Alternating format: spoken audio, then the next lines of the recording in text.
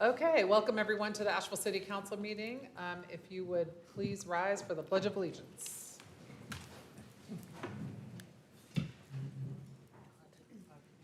I pledge allegiance to the flag of the United States of America and to the republic for which it stands, one nation, under God, indivisible, with liberty and justice for all.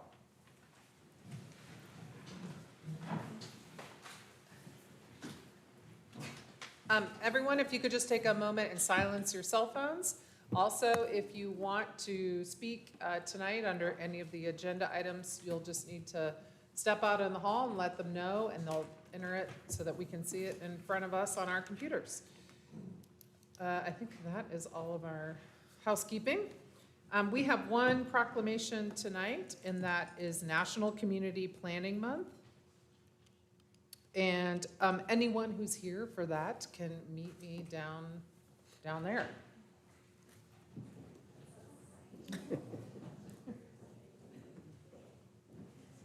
Oh, why?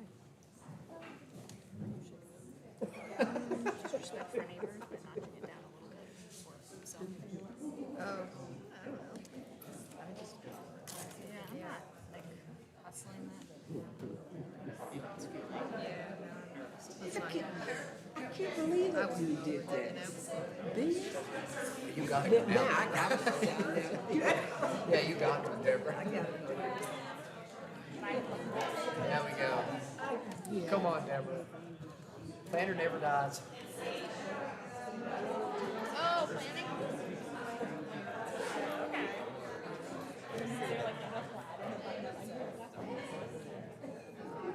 I'm okay, all right. Okay, a little planner party down here. Okay, we have a proclamation. Everybody.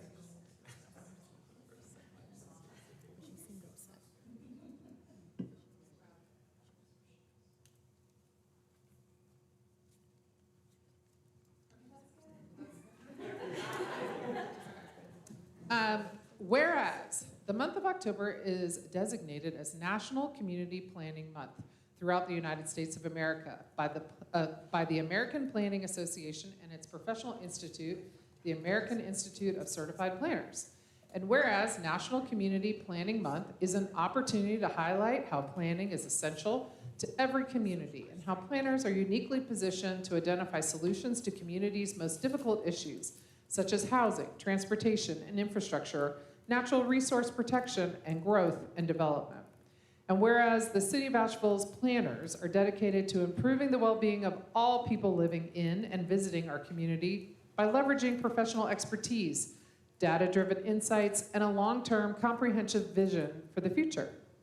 And whereas the celebration of National Community Planning Month gives us an opportunity to publicly recognize the dedication of the city's 29 planners who work in various capacities throughout the city, including in the city manager's office, the planning and urban design department, the transportation department, and the city attorney's office.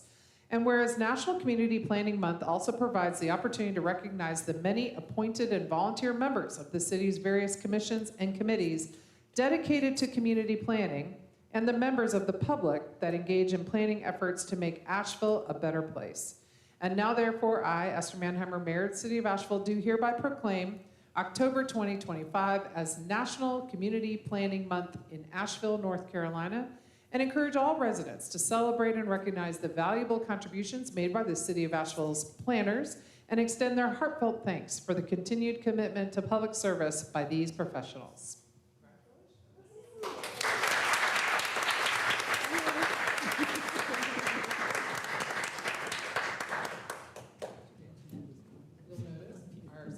Has joined this crowd, being a planner herself. That's exactly something I wanted to point out. So my name is Steph Munson-Dahl. I'm the City of Asheville's Planning and Urban Design Director. And I thought that was a wonderful proclamation. Thank you for everything that you said. I'm going to underscore the fact that, while we have 29 planners here at the city, they are embedded in a variety of departments, but we all are, in a way, generalists. By the AICP Code of Ethics, we are charged with looking at the interconnectedness of things. So Janice Ashley, where does she go? Right here. So Assistant City Attorney, she's doing that even while she's in the legal office. And again, so our city manager is also an AICP planner. Our assistant city manager is an AICP planner. So we have a unique skill set. And the other thing I would like to underscore is that we do really care about our citizen planners, whether or not they're trained or untrained. This community has an amazing wealth, including one of our very own city council person. So amazing wealth of people who get up every day and think about the interconnectedness of things, and we're grateful to be able to work with them. It is an honor.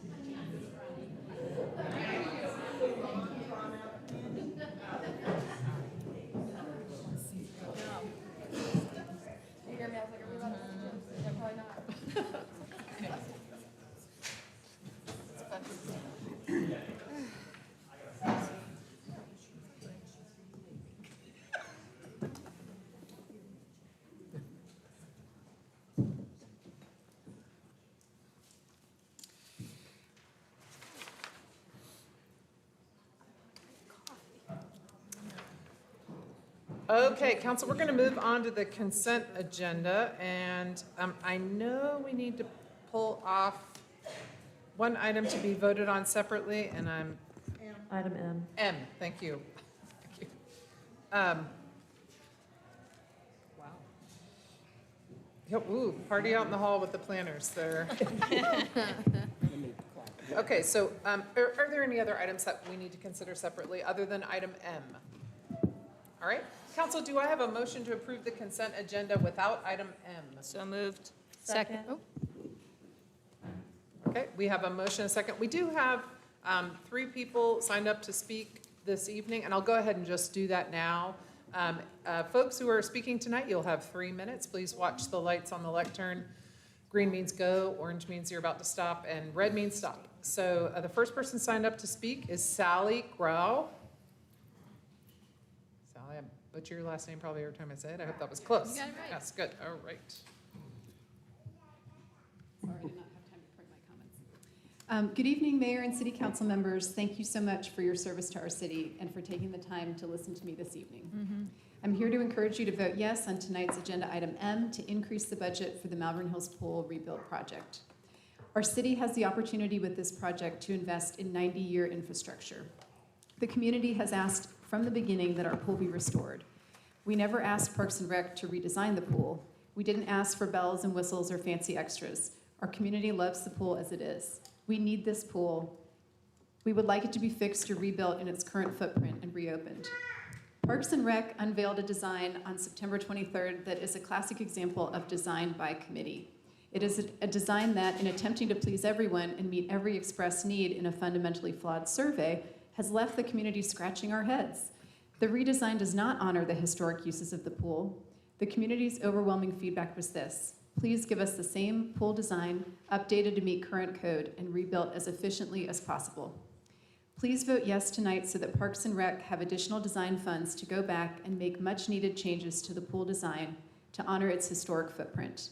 Please allow us as a community to use our tax dollars to rebuild the pool we campaigned for so that it can serve all the families of Asheville for another 90 years. Thank you. Thank you. Heather Boyd.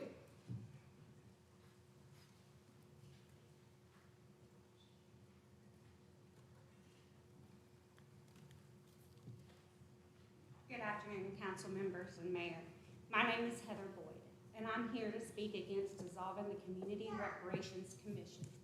The CRC was meant to repair harm, not to be another victim of it. To dissolve it now, while these violations persist and the Department of Justice and SBI are still reviewing local misconduct, would send a clear message that the city of Asheville still punishes accountability instead of practicing it. Calling this a transition is misleading. It's a move to silence the commission. Once converted to a 501c3, the CRC will be barred from receiving city funding and removed from open records laws, effectively cutting out the community out of its own reparations process. Under North Carolina's public procurement and ethics laws, a government-created entity cannot dissolve and immediately reform as a private nonprofit and continue to receive the same public funds without violating conflict of interest and competitive procurement rules.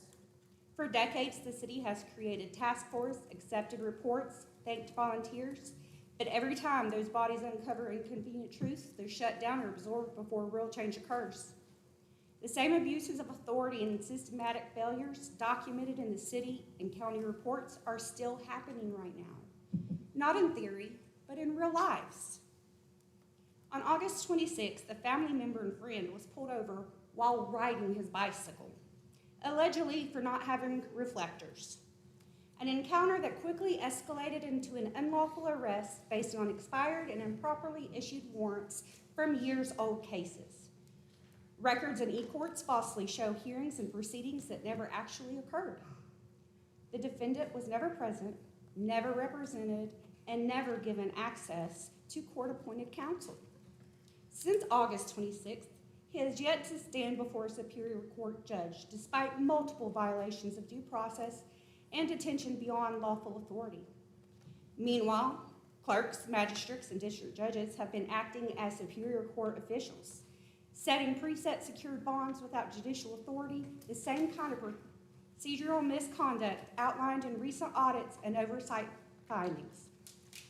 This is not a local misunderstanding. It is a systemic abuse of power that mirrors the failures cited in the CRC's final report in the Buncombe County audit, where falsified records, unauthorized actions, and denial of rights have become normalized. On Friday, I filed a petition for a writ of habeas corpus on the defendant's behalf, a direct victim of the same unlawful system. I pray that the injustice detailed in that petition come to light, that accountability follows, and that justice is finally served. If reparations are about repairing Thank harm, you. the city must stop repeating it. Thank you. Thank you. Shannon Aiken.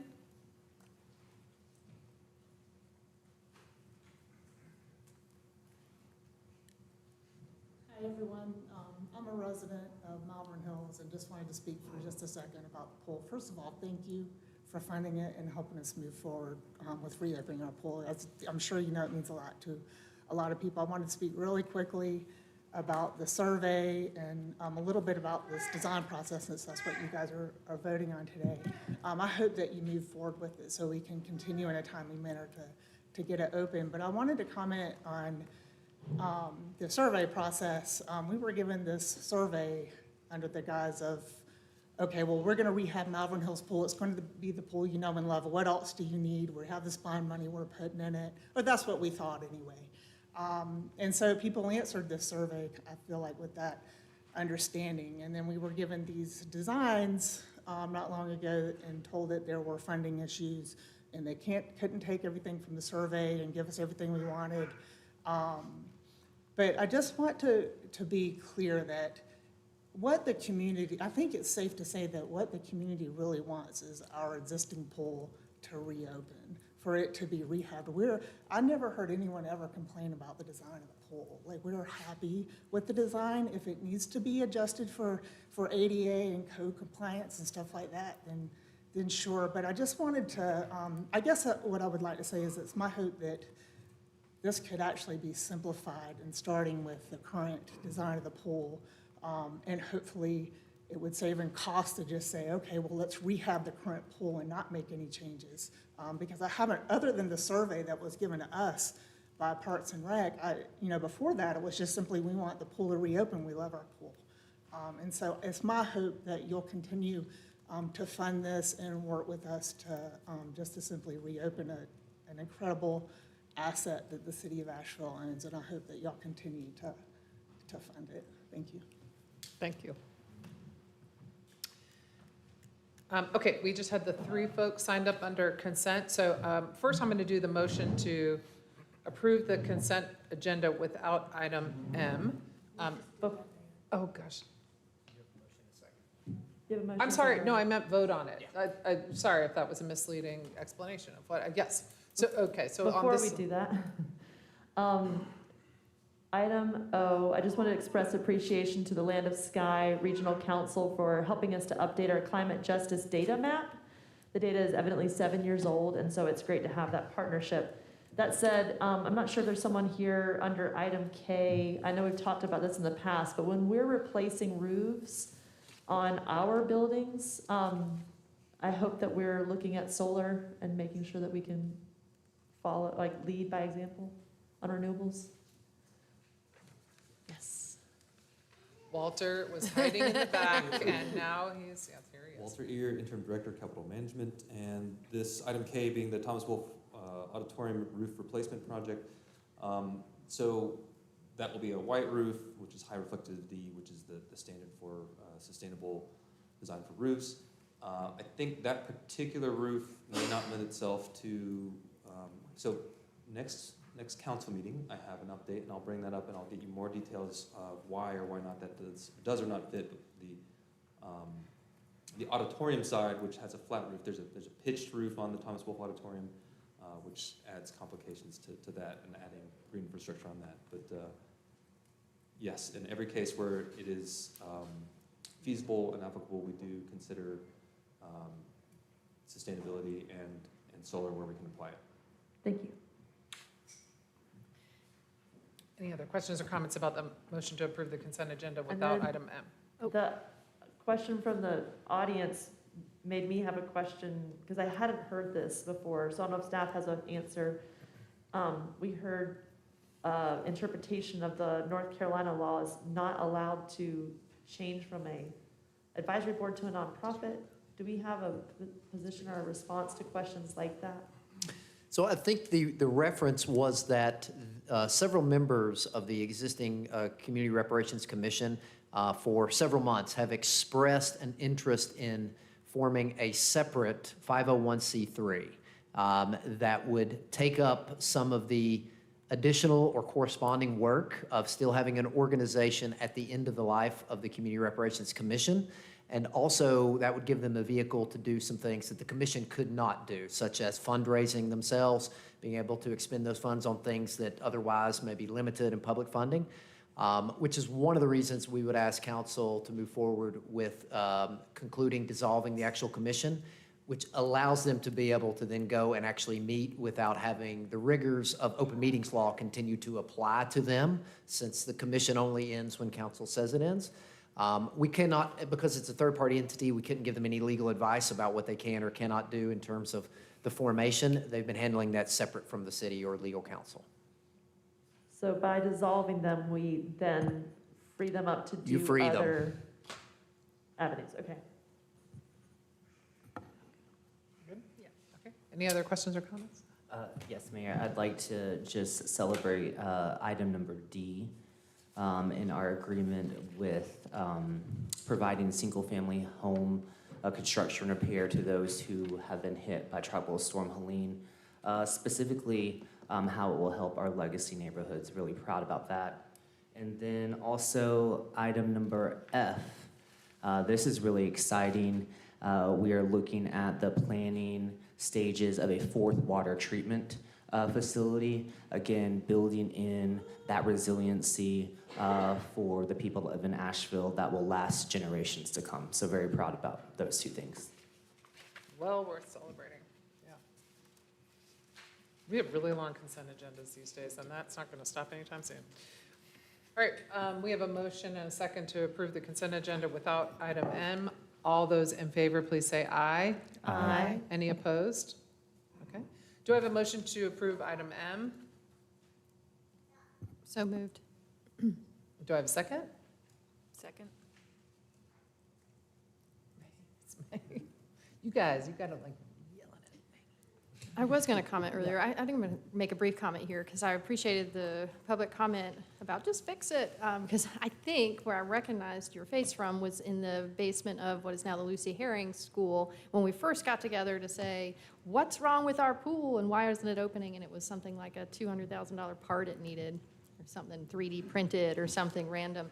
And look how far we've come. So just kind of a word of future acknowledgement, if we have another pool with a repair, maybe it's easier to simply repair it. Well, and yeah, to echo the point, I mean, I was actually talking to someone about this who was sort of questioning, you know, why would the community not want to accept a different iteration than what the current footprint is of the pool? And I was reminded that this journey has been a long one, and it started under our last Parks and Rec director, and I think the working assumption for many, many months, years maybe even, was that the pool would be replaced with an in-kind pool. And so that was, you know, for better or for worse, that was the community expectation created by the city.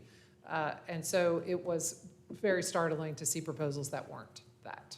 So, so I think, I guess I'm not quite surprised that we're back here looking at yet more variations on the pool design, but based on our recent meeting with the leadership in the neighborhood, it's incumbent upon us to look at the designs that look at the current footprint. I call it the footprint, which is 75 feet by 150 feet. That's the size and shape of the pool.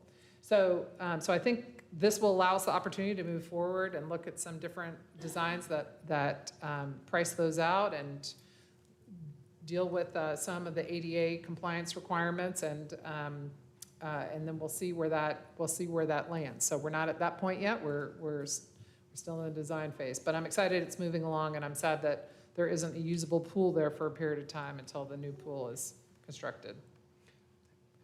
Sure. First, I want to acknowledge the long history of community heartache and loss of third spaces that include our public pools. This isn't the first neighborhood to lose its pool. So I'm specifically thinking of Walton Street Pool in the Southside community. Promises that were made, bonds that were passed, and the pool got smaller and smaller and smaller, and the community had to make concession after concession. And now we have one very small pool for a whole city, and we've had, you know, rec park pool damage, and we have a long way to go before we have enough pools for our kids to learn to swim in a city that floods. So I want to name that first. Second, I'm hearing community concern about this process, that we are adding complexity, options, and time to this project, and it is expected to increase the cost. So what I'm hearing today is not uncommon. If we want to mitigate the cost, we can participate and support by not adding to complexity, options, and time. That said, I'm still going to support the additional support for design, because my understanding is that the design lead gives us more options, which may add more time, so it may actually end up working in the opposite, even though I've been asked to support it. All right, any other, we have a motion and a second. Any other comments, questions? All right, all those in favor, please say aye. Aye. Any opposed? No. Okay, did you, okay, so why don't we do, all those in favor, please raise your hand. And all those opposed, please raise your hand. Okay, does that help? There we go. Got it? Okay, thank you. All right, that concludes our consent agenda. There's a lot of enthusiasm out there tonight for us moving along here. I can hear that. So in that vein, we don't have any presentations and reports tonight. We do have 2 public hearing items, although one needs to be continued to October 28th. Council, do I have a motion to continue item B to October 28th? So moved. Second. All right, Maggie had it, and then Kim with the second. Okay, all those in favor, please say aye. Aye. Any opposed? All right, so we have one public hearing tonight. That's a public hearing to consider amending the conditional zoning ordinance for property located at 30 Buchanan Place for the purpose of making amendments to the site plan and project conditions. Good evening, Mayor, members of council. Will Palmquist with Planning and Urban Design. I'll be presenting this conditional zoning petition for the project at McCormick Field. Here you can see the project site of McCormick Field, home to the Asheville Taurus, located in the South Slope neighborhood, proximate to downtown. So the existing zoning is actually a conditional zoning from just about 2 years ago that was adopted to zone the property institutional conditional zone. This was done for a number of reasons, mainly for modifications to the underlying zoning district of institutional to facilitate their proposed renovations projects at the field. The existing future land use is parks and open space. No change in that is proposed or required. So here you can see the latest iteration of the McCormick Field improvements. This includes things like improved team facilities, concessions, and attendance amenities. So that was adopted, and the project is rolling along. As part of that project, there's been a need identified and an opportunity to replace the lighting poles while the site's under construction as preventative maintenance, as these poles are nearing the end of their productive, useful lifespans. In regards to replacing those poles, the lighting fixtures are required to be brought up to the new standards of Major League Baseball, which is based on standards set by the Illuminating Engineering Society. So this has requirements for specific heights of the lighting fixtures in order to achieve a certain coverage of lighting in the playing field. So the new poles will be a little bit taller. They'll be between 80 and 120 feet in height. Those are permitted in the institutional district, which does not have a height limit except near residential areas. What is an issue is the maximum height of the lighting fixtures, which is 90 feet, measured from grade to the bottom of the fixture. Two of the proposed lighting fixtures identified here on the lighting plan as A1 and A2 have proposed mounting heights of 102 feet 11 inches and 99 feet 11 inches. So this project is requesting a technical modification, an additional one, to the conditional zoning to allow for those two lighting fixtures to be above what is otherwise the maximum 90 feet in height. That's stated here as that additional modification to the conditional zoning, which would allow maximum 105 feet of height, which allows a little bit of wiggle room in case that number shifts by a couple feet here or there. This was reviewed by the Planning and Zoning Commission at their October 1st meeting, where they recommended approval unanimously. Staff finds that the request is consistent with the future land use designation of parks and open space, which speaks to a wide variety of different park facilities for community needs, which include new parks and park maintenance to serve areas of the community in an equitable fashion. The project also supports a number of goals in the city's comprehensive plan, including to promote access to well-maintained parks and open space for all, and to enhance and celebrate Asheville's unique places and destinations. Therefore, staff concurs with the Planning and Zoning Commission and recommends approval of this proposed conditional zoning amendment, and I will have to answer any questions you may have.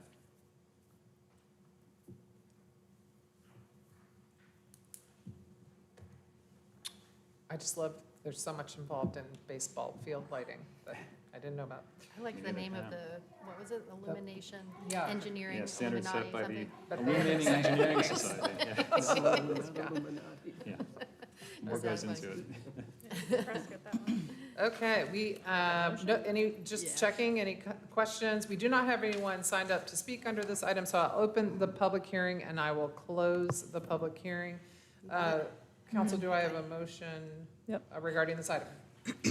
Make a motion to move to approve the conditional zoning amendment request for the property located at 30 Buchanan Place, zoned institutional, conditional zone INST-CZ, and find that the request is reasonable, is in the public interest, is consistent with the city's comprehensive plan, and meets the development needs of the community, and that the request, 1, dedicates adequate resources to meet the maintenance demands of existing parks, including sufficient capital and operational funding consistent with best management practices and community standards for high level of service, and 2, continues to create accessible urban places throughout the city and ensure that services, downtown services, amenities, and resources are designed to serve residents as well as visitors.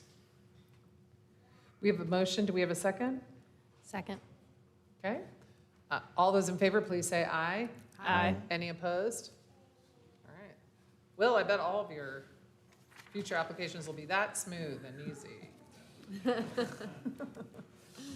Okay, council, for anybody who's here on the new business item B, which is the appointment to 4 Helene recovery boards, we've actually extended the application deadline, and we will not be making those appointments until October 28th, so the next council meeting. I didn't think anyone was here for that, but just in case you are. So we're now going to move on to new business. We have 4 items. The first 2 do not require any council action, but we are going to hear a presentation on them. The second 2 do require council action. So Ben Woody, Assistant City Manager, is going to tell us about these again. So I'm going to move pretty quickly through this. Council has heard this a few times, but there may be some members of the public that have not. Ben Woody, Assistant City Manager. Good evening, Mayor, members of council. I'm going to do the full presentation. I'll try to get through it all, then we can reserve time at the end for questions or for other comments. I do have other staff here, so if you ask technical questions, we can bring up the right staff person to answer that. So we'll start with key takeaways.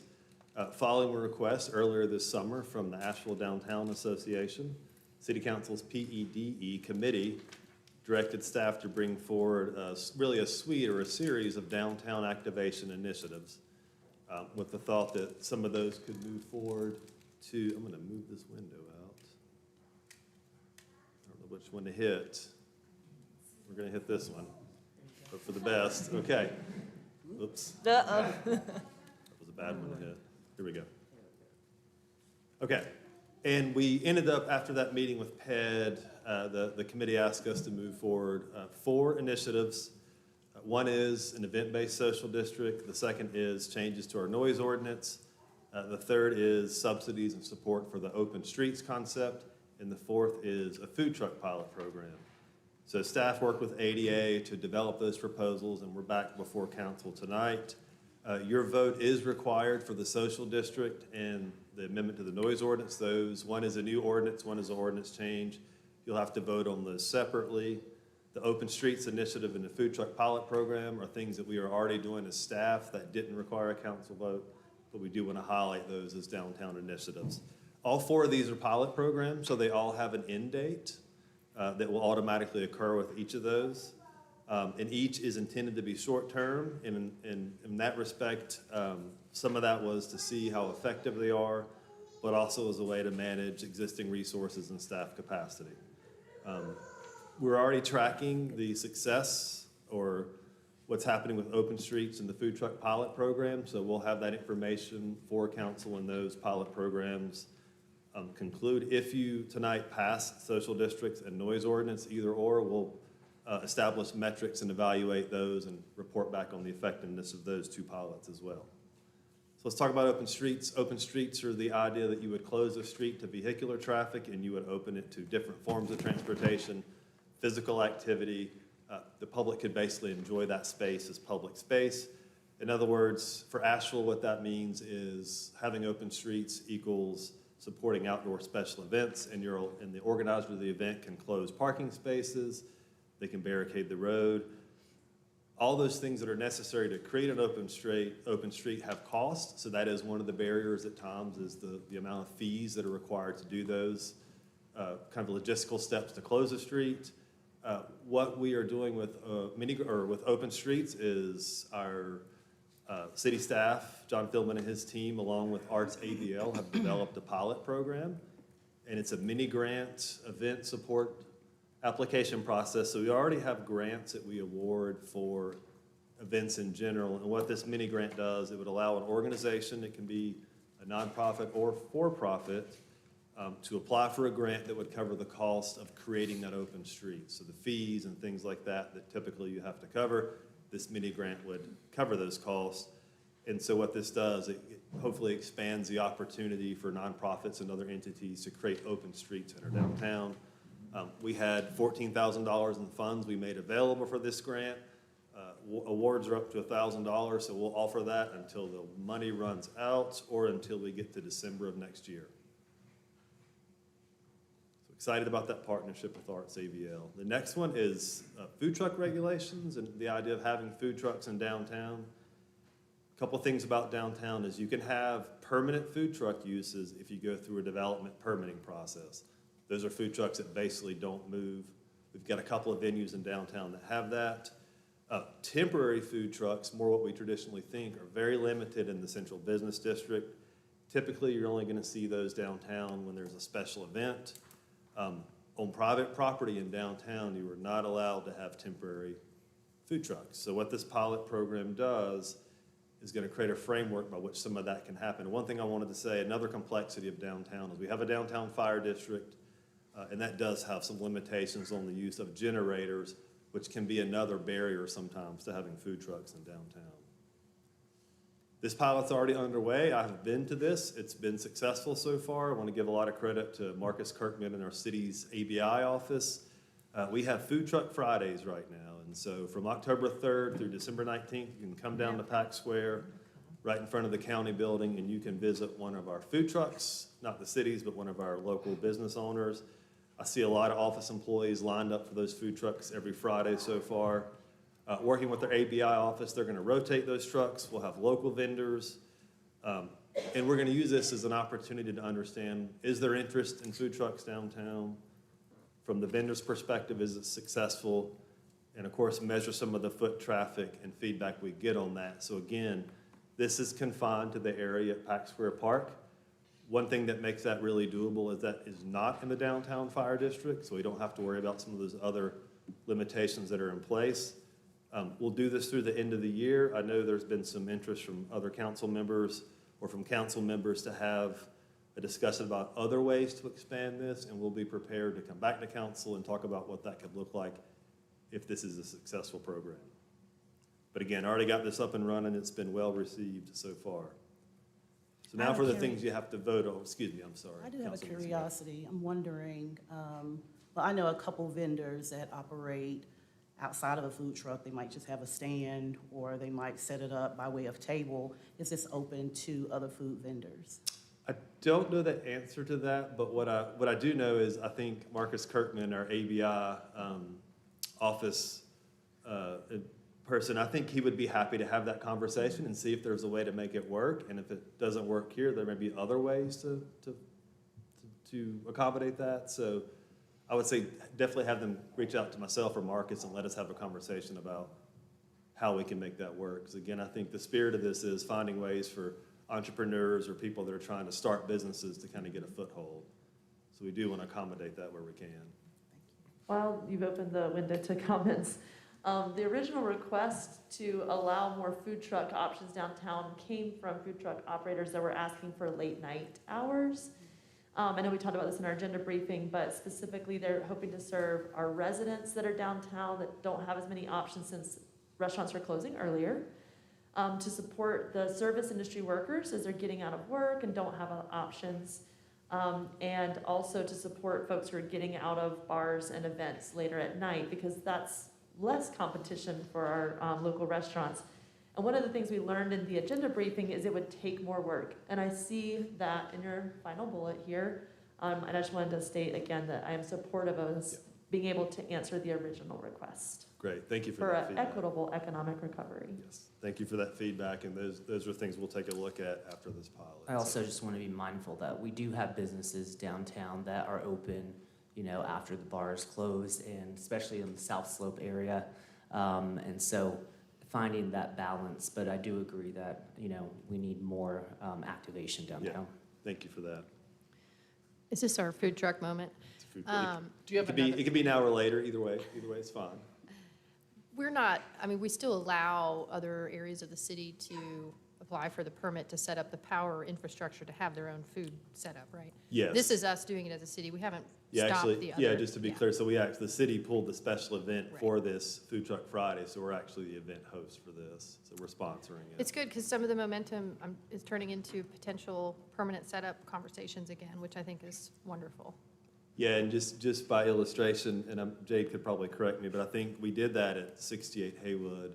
Yeah. And to prepare a site for that type of activity, it can cost close to 6 figures of an infrastructure investment. So it's not necessarily cheap to have a permanent setup, but you know. But if you have an existing conversation. parking lot, it's like $5 or $6 grand electricity. That's right. There's temporary ways to do it too, so. Are staff appreciating it? I kind of love y'all having Food Truck Friday out front. Like, Love it, It's yeah. probably great for staff and Quick the food answer. truck vendors. Like maybe this, so your own pilot, you Yeah. love it. Yeah. Yeah, This is I feel great. like I see more people in the buildings on Fridays now, I love that. especially in October, so. It's good. Yeah, it's been really well received, and I know Marcus has gotten a lot of positive feedback from the vendors as well, so I would say this has been a success so far. Cool. Yay. Good, okay. So our first two items, just to recap for everyone following along, we just talked about open streets, mini grants, and central business district food truck pilot. So no action needed on those two items. Now we're gonna move to our two Right. action items. Before we move, because I didn't see a comments and questions slide, and I was trying to let you finish your presentation, but I want to go back to open streets.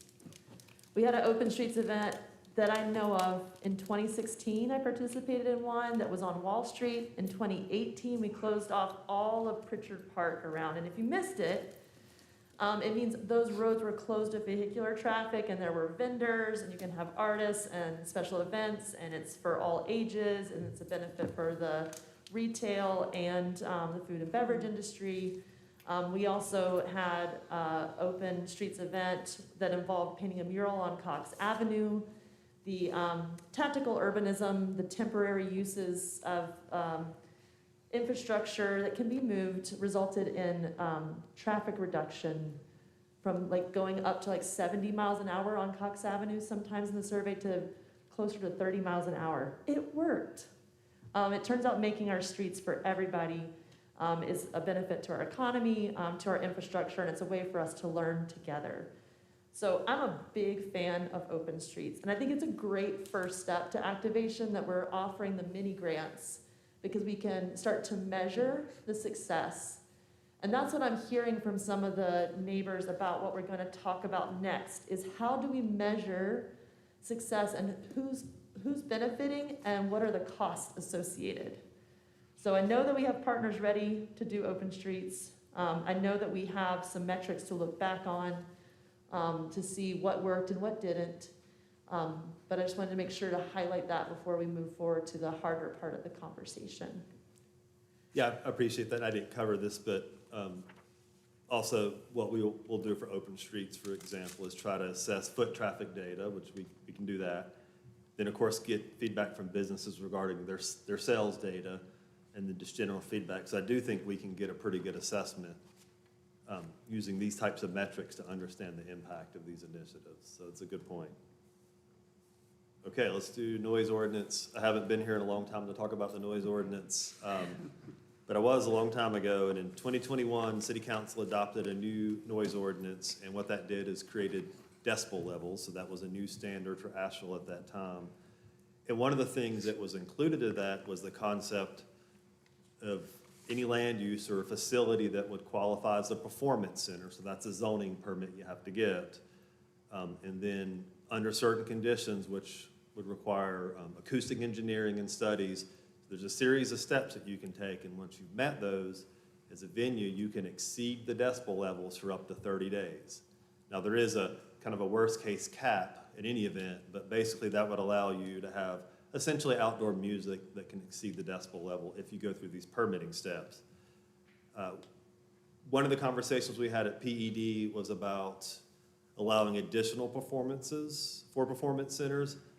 I'll say this, a lot of the conversation on this particular requirement's been downtown, but we only have one venue in Asheville that qualifies as a performance center, and it is downtown, and it's not an easy path forward, but there could be other performance centers at some point in the future. I don't know if that's possible within a year, but in this case, we just have one that qualifies at this time. So PED expressed interest in increasing the number of days that would allow for these sound exceedance events, or the times you could basically exceed the decibel levels.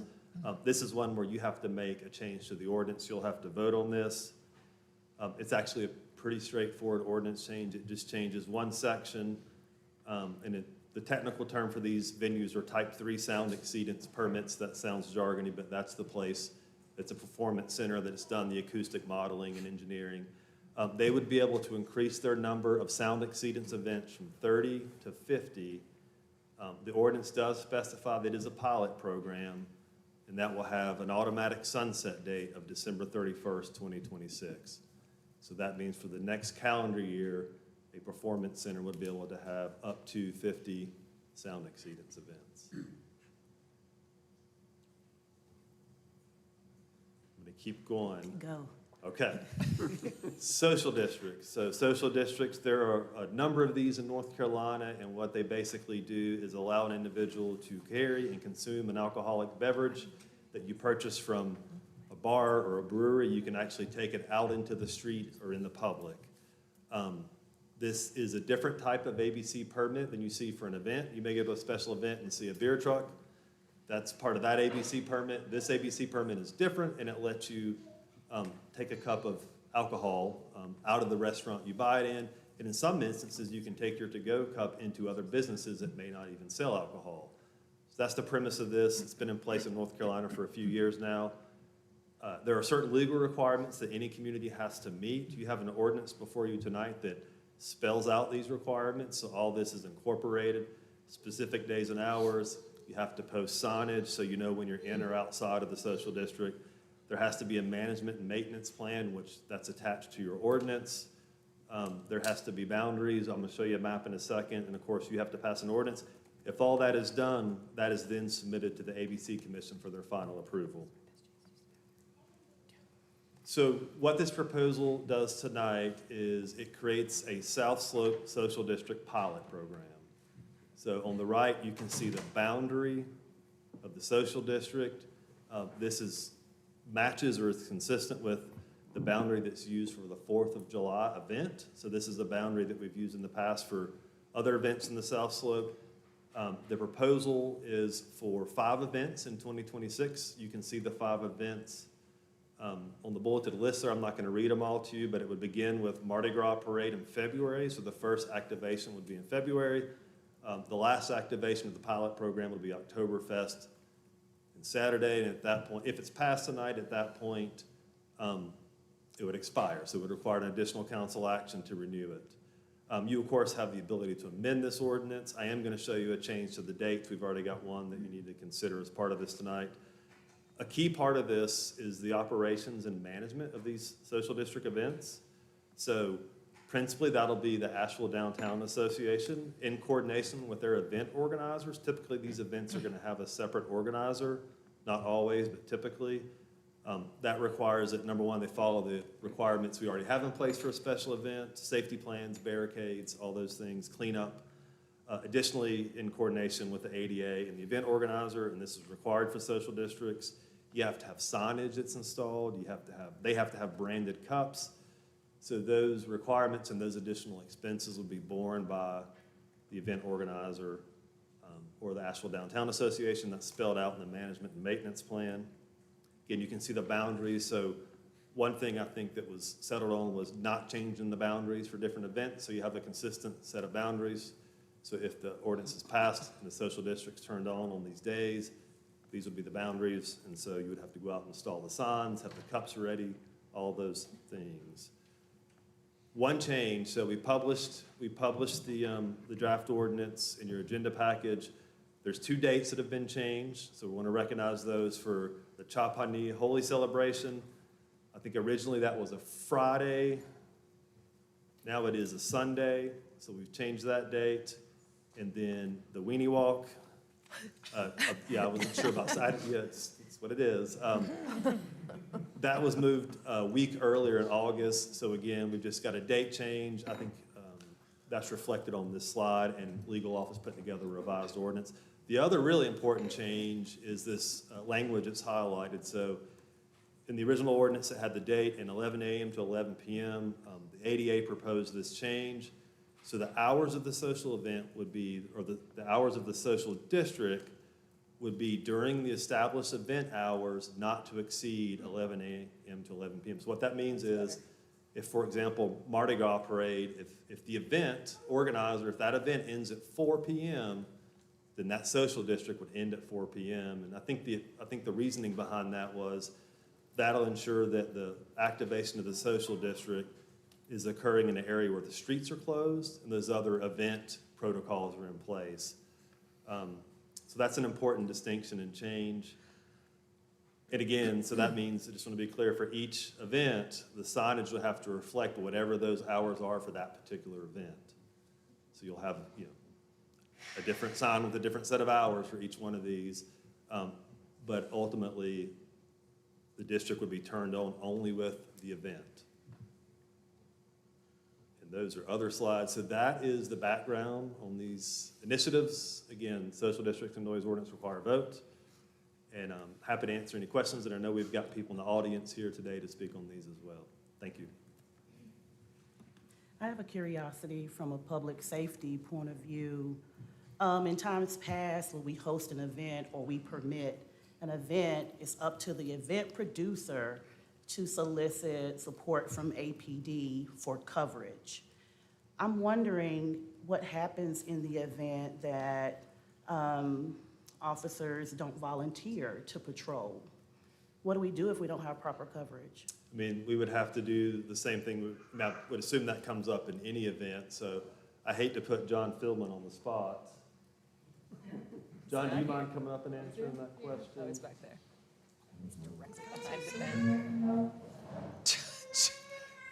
John literally tried to shove himself in there. And I guess the second part of that question while he's coming is, if it is a city ordinance, do we almost have to push for a coverage? Or, I mean, I still know it's on a voluntary basis, but like what happens if it's an ordinance versus just a regularly planned event? John, I'll let you talk about. You're saying the a event city-sponsored security. event, okay. Good afternoon, I'm John Philman, and I am here to answer the question about police coverage. So at an event, when law enforcement is required, whether alcohol is there or not, the organizer is sent a link with instructions to make the request through the APD online request portal called Roll Call. And the organizer places that request through Roll Call. Roll Call will recruit the officers for the job. If the job is not filled within 2 weeks of the event date, we ask the organizer to let us know. We also keep an eye on that as well. We will push the job to Buncombe County if APD can't fill it, and we've had no problem getting Buncombe County to fill those positions. But APD does retain a first right of refusal on work in the city limits. Have we determined how much coverage will be satisfying? Well, in each of these events, they would have different law enforcement requirements for the actual event. So I don't expect that those law enforcement requirements would increase. And if they do need to increase as a result of the event impacting the social district, it's my understanding that the Downtown Association is willing to help with those additional costs. John, So if just, they can't get the amount of coverage that generally we think is needed, what would happen with the event? We would pass the work to Buncombe County. Right, I'm saying totally. Oh, if totally. you cannot get the all coverage. Right, I think that's, You know, I don't know if that's ever happened, but I would say that we would likely work with both agencies to find out what minimum or what coverage we can get, and then decide if we have any private security agencies that can backfill some of those positions. Because I know that law enforcement works with a couple of security agencies that are approved for this type of public service work. well, and I mean, just to be clear, so, because I know there's been confusion in the community about this, these events already had this requirement. And because the events were selling alcohol themselves, we're just talking about who's selling the alcohol, and that's the change. So the events before, now, in the future, always have this other requirement of public safety. It's not new, it's not changing. Right. It's just who is selling the alcohol at them. That's correct. and being transportable. And Don't worry about it. Councilmember Smith, I think you bring up a good point. Law enforcement, I think, was a little concerned about coverage in the city with the social districts, and the fact that we are not thinking about this until after the new year. We have some cadets right now in the police academy that will be graduated and will be able to be on our streets, and hopefully will be fully staffed downtown by the time any of these events take place. Sure, yeah, for like the Mardi Gras parade, they already have a significant number of officers on site just due to the parade itself. But some of the other events I saw on here, Independence Day, that's a definite high officer requirement. The rest of them, I feel like they're gonna be pretty low. Weenie Walk, we've never done before. What is it? Well, yeah. What is weenie? Is this a dog? What is that? I Hot don't know. dogs? I haven't, we'll get the application with more information on it, I'm sure, but I don't have any information on it right now. I'm sure Brad's all over this. We can start some rumors and Yeah. get the vibe going. I hope it's all dogs. Hayden's like, no. So council, I think, thank you, John, that Okay. was very helpful. Yes. And I know Ben ran to sit down, but if anybody has any more questions for staff, this is the time, and then we'll do these one at a time. People have signed up to speak separately under them, they need a separate vote, so this is a good chance, not that you can ask questions later, maybe some will pop up, but if you've got any more for now, anybody? No? I want to hear what the community has to say. Okay, so with these, we do need a motion to begin hearing public comment on these. So the first one is the noise regulations. So if we have a motion to approve, I'm sorry, there may be a suggested motion. I move to adopt an ordinance amending section 10-88 2C of the noise ordinance regarding type 3 sound exceedance permit for performance centers to increase the maximum number of sound exceedance events from 30 to 50 as a pilot program with an established sunset date of December 31st, 2026. Okay, we have a motion. Do we have a second? I'll second. Okay, we have a motion and a second. I do have 3 people signed up to speak under this one. Again, folks who are speaking tonight, you'll have 3 minutes. Please watch the lights on the lectern. The first person signed up to speak is Mike Rangel.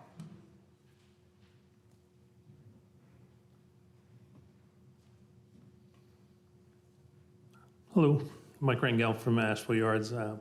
Thank you, council folks.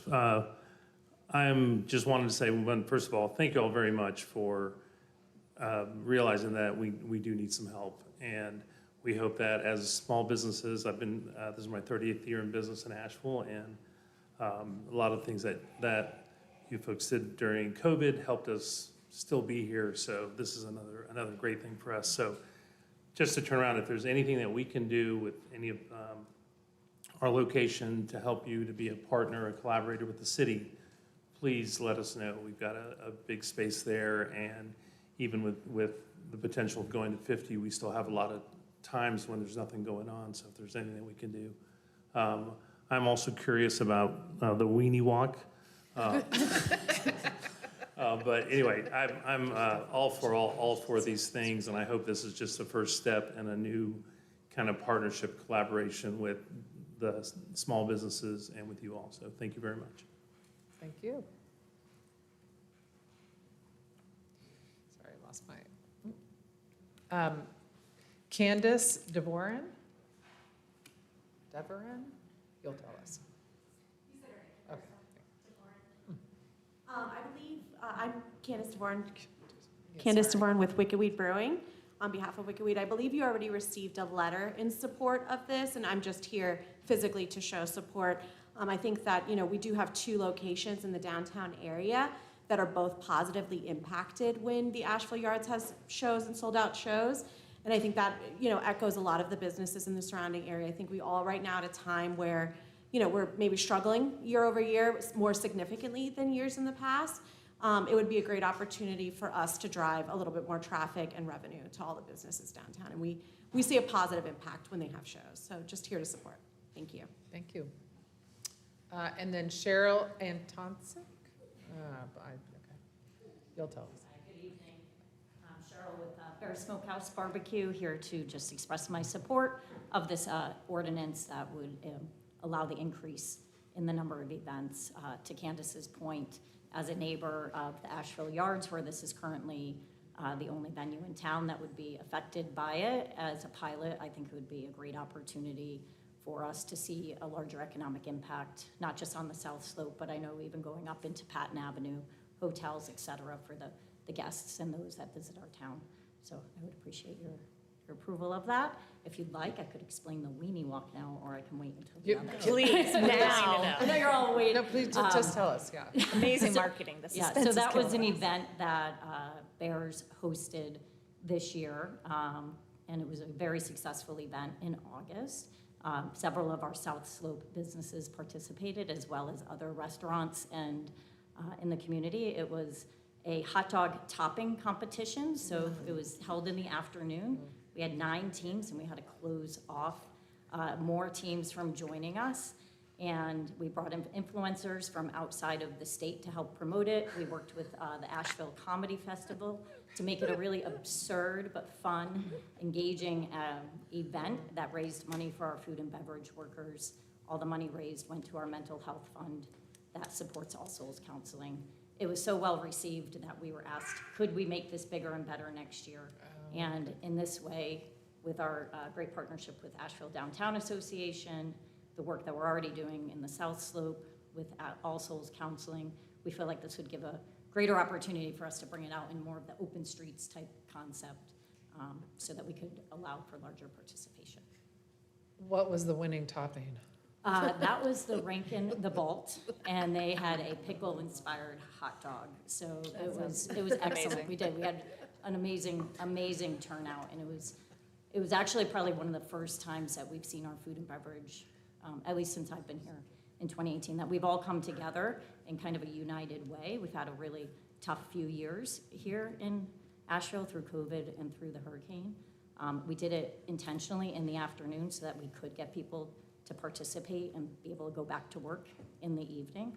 And we had a lot of fun with social media and the marketing that led up to it to bring us together kind of on this united mission of really helping our own. So Thank you. Appreciate More it. of that, please. Maggie, the clock's running there. So we don't have anyone else signed up to speak under this item. We do have a bunch of people on the next item. Can I say something before we go? Oh, yeah, no, anybody can, yeah. Sorry, just started me. I feel that I'd be remiss if I didn't take the opportunity to point out a blatant disparity that is happening tonight a couple of times. I just want to let the legacy neighborhoods know that I see you and I recognize that this is probably a difficult night for members of that neighborhood because they have been coming forward now for 2 years requesting changes to our ordinance. And after the storm, they were told that if they held on a little while longer, while we conducted a study for a broad look at the ordinance, we would get to them. So tonight, we have 2 issues before us that will result in ordinance changes. And again, this is not a comment on the substance of those changes. Mr. Rangel, you and I had a great conversation. I want you to know that what is happening here is happening from a place of privilege because we're making a change for one business. I just want folks to sit with that. And then as it relates to the social districts, that is coming to us not even from city staff. That is coming to us from a special interest group. Again, without commenting on the underlying aspects, I just want us to realize what happens when certain groups are able to speak to certain folks. It gets put on the agenda and it gets voted on. I'll say it again. Legacy neighborhoods have been waiting literally for years for a requested change to the ordinance. I'll give it back to you. Anyone else have any other questions or? Hold on, we'll just. Go ahead. Okay, I was just going to try to get the order of things. So Councilmember go, Ronan, Councilmember Ronan, and then yes, please. As a professional performing artist who trains future performing artists in our town, I know that we reach such a delicate and displeasing for all parties balance in our noise ordinance a few years back. It was our first meeting back in person after COVID, and we still have neighborhood noise concerns that aren't addressed. But the big thing for me is we're slightly propping open a very messy can of worms, and once again, for one part of the ecosystem. And it seems at too great a leap. 30 to 50, we were originally talking like 35. So in an effort to try to support my colleagues who are trying to support downtown, I offer a friendly amendment to the motion from 30 to 35 instead of 50. I mean, I'm open to all things. I think it's about building consensus and collaboration and having those conversations, but this is the first time I've heard of that. And I think people, as many business owners here in this room and that are watching, are going to take umbrage to the fact that this is one business that we are helping. This is not one business. There are countless of Uber drivers, Lyft drivers, chefs, servers, bartenders, small business owners, and folks that rely every day on people coming into downtown and spending money and enjoying the city that they live in. And I'm failing to understand what ordinance that we need to change for the legacy neighborhoods when I actually was the forefront of when we were changing those UDO amendments of getting the legacy neighborhoods frozen so that we could move forward with those UDO amendments. So we are protecting our legacy neighborhoods, and I'm failing to understand how getting more tax revenues so we don't have to raise property taxes next year, which guess what? Some folks are gonna come back and say we're hurting legacy neighborhoods when we have to raise property taxes next year because people aren't in our city spending money. So we have to think long-term and we have to think practically. People are asking their city government to act nimbly and with urgency, and I am proud that we are doing that tonight. I think therein lies the difficulty. I think you really do believe you helped the legacy neighborhoods. The only difference is they don't believe you helped them. In fact, they believe you caused them harm. But excuse me, 1 second. Yeah, no, I'm just. Again, the issue Is the not, zoning frozen in the legacy neighborhoods? No. All right, guys, all right. Vice Mayor, you'll finish your, Sure, when please. you're finished, I'll let, I think The Councilwoman Turner state, wanted to speak. I believe perhaps my statement was misconstrued. I was pointing out that again, as of this moment, the request made by the legacy neighborhoods still has not been addressed. That is a separate issue. I just wanted to point out that we're moving in relative light speed with some other issues. I mentioned one gentleman because he and I had the pleasure of having that conversation. It was a very pleasant conversation. I wish you nothing but the best. I recognize that sometimes nuance isn't for everyone, and I think in terms of nuance, but I'm certain many in the audience will recognize the point I was trying to make. I'm happy to give it back over to you now, Councilmember Hess, if need be. Did you have more to say before? Okay, thank you. Just real quick, I actually really appreciated what the Vice Mayor said. And in my mind, to that moment, I had not been thinking about legacy neighborhoods and all ordinance changes throughout the city. In my mind, I had grouped it into housing ordinances throughout the city. Mm-hmm. But your profound statement has made me realize something I hadn't really thought of before in that way. So I appreciate it. And then I appreciate that. And also, someone brought something else to my attention. ULI even brought up inclusion of those neighborhoods when we get ready to do recovery. So I think we had a great conversation at HCD. We did, and we should just keep and running with it. I'm looking forward to working with that on you more. Thank you. Yeah, I appreciate that. Councilwoman Roney, you had asked for a friendly amendment, so you hadn't actually made a motion. I moved to offer a friendly amendment to 35 instead of 50. Okay, so you've made a motion to amend the motion. Do we have a second?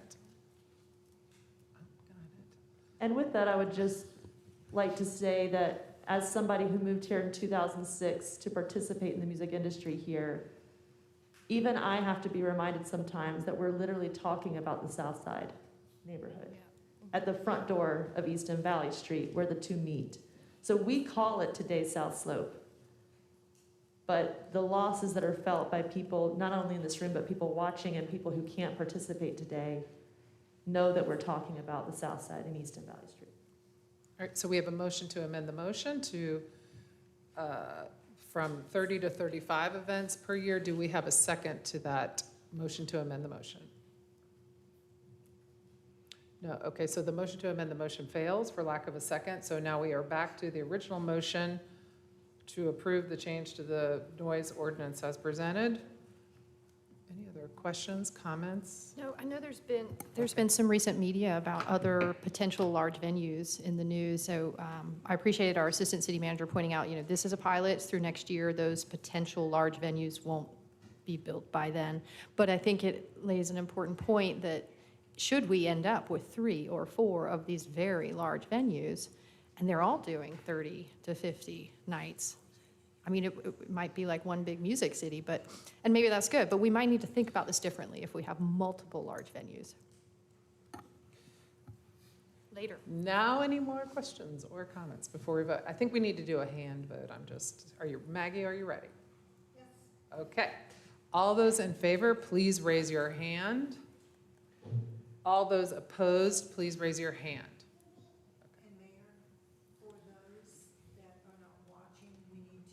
The vote is 4-3. Passage, vote, the motion passes. Brad, are you going to tell us we need a second vote on this? I'm going to tell you you need a second vote. Go ahead, tell us we need a second vote on this. Council, point of order. Because this is an ordinance, on its first read, it requires a supermajority to pass, which is 5 votes for this particular council. So you receive 4 votes, which means it must be voted on a second time at your next meeting. Oh, because we didn't get the supermajority. Correct. We don't take public comment again, but we do vote on it again at the next meeting. Okay, we did noise. Now we're doing social districts. We need a motion, and then we have several folks signed up to speak under this item. Do I have a motion regarding the South Slope social districts? Did they speak? No, sorry. they're on the, Okay, sorry. I'll do this one. I know a lot of people are up in the air about it, but I do really feel like it's a good temporary bolster to our economy in the current situation.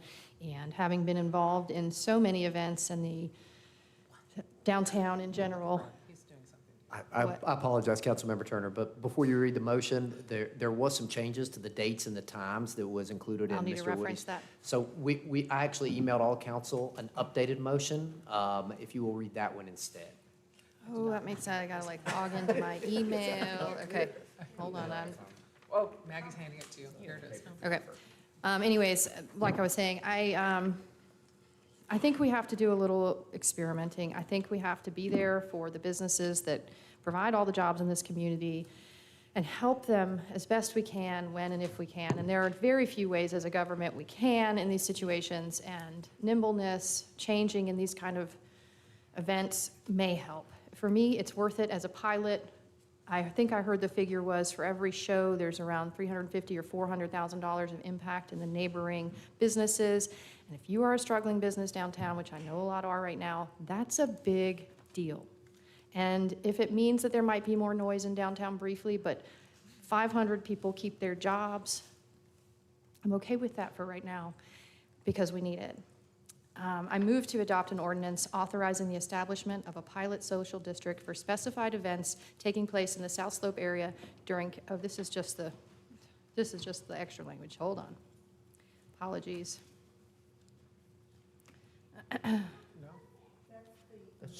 I move to adopt a resolution authorizing the one in your hand. You need to read that one. That's amended with the amended dates in here. Okay, this is the whole thing. Oh, I thought it was just the extra language at the end. Okay, apologies. Motion to adopt an ordinance authorizing the establishment of a pilot social district for specified special events taking place in the South Slope area during calendar year 2026, with the amendment to be section 1121C1 to provide that A, social district hours will be limited to established special event hours not to exceed 11 a.m. to 11 p.m. the corrected date for Chaipani Holy celebration as March 8th, 2026, and C, the corrected date for the Weenie Walk as August 1, 2026. The Weenie Walk, read it Okay, in. how many times can we say that? Do we have a second? It's a motion, do we have a second? Second, Maggie. All right, we have a motion and a second. Okay, so we have several people signed up to speak under this item. The first is Mike Rangan. Same rules, 3 minutes. Oh, did you sign up for both? You don't want to do this one? No, okay. Oh, is that, so then Candace DeVoren, is that, would you like to speak under this one?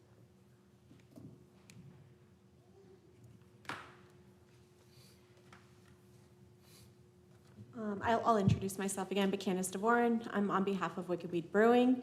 And I think this is just coming off of a successful experience with the 4th of July and how that street closure and the benefit to having that hosted down on the South Slope by all of us businesses that are really, like I said, struggling in the previous statement right now. And so, you know, I think this has given an opportunity that we've kind of already piloted a smaller version of it with the Downtown Association leading it, but like this would just be another way to get a few more days on the calendar. We've already hosted the Mardi Gras Queen's Ball several years in a row, and we kind of understand what the volume and traffic look like for those kind of experiences. And I think it would just give us another way to help just support all of the businesses down there.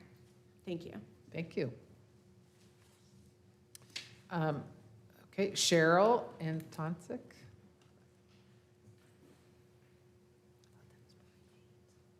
Good evening again. I'm Cheryl, again with Bear Smokehouse Barbecue. Also, I founded the businesses of South Slope, which represents food and beverage restaurants and establishments on the South Slope. And so on behalf of them, I did send a letter of support, which was 14 of our businesses that said that they were in support of this.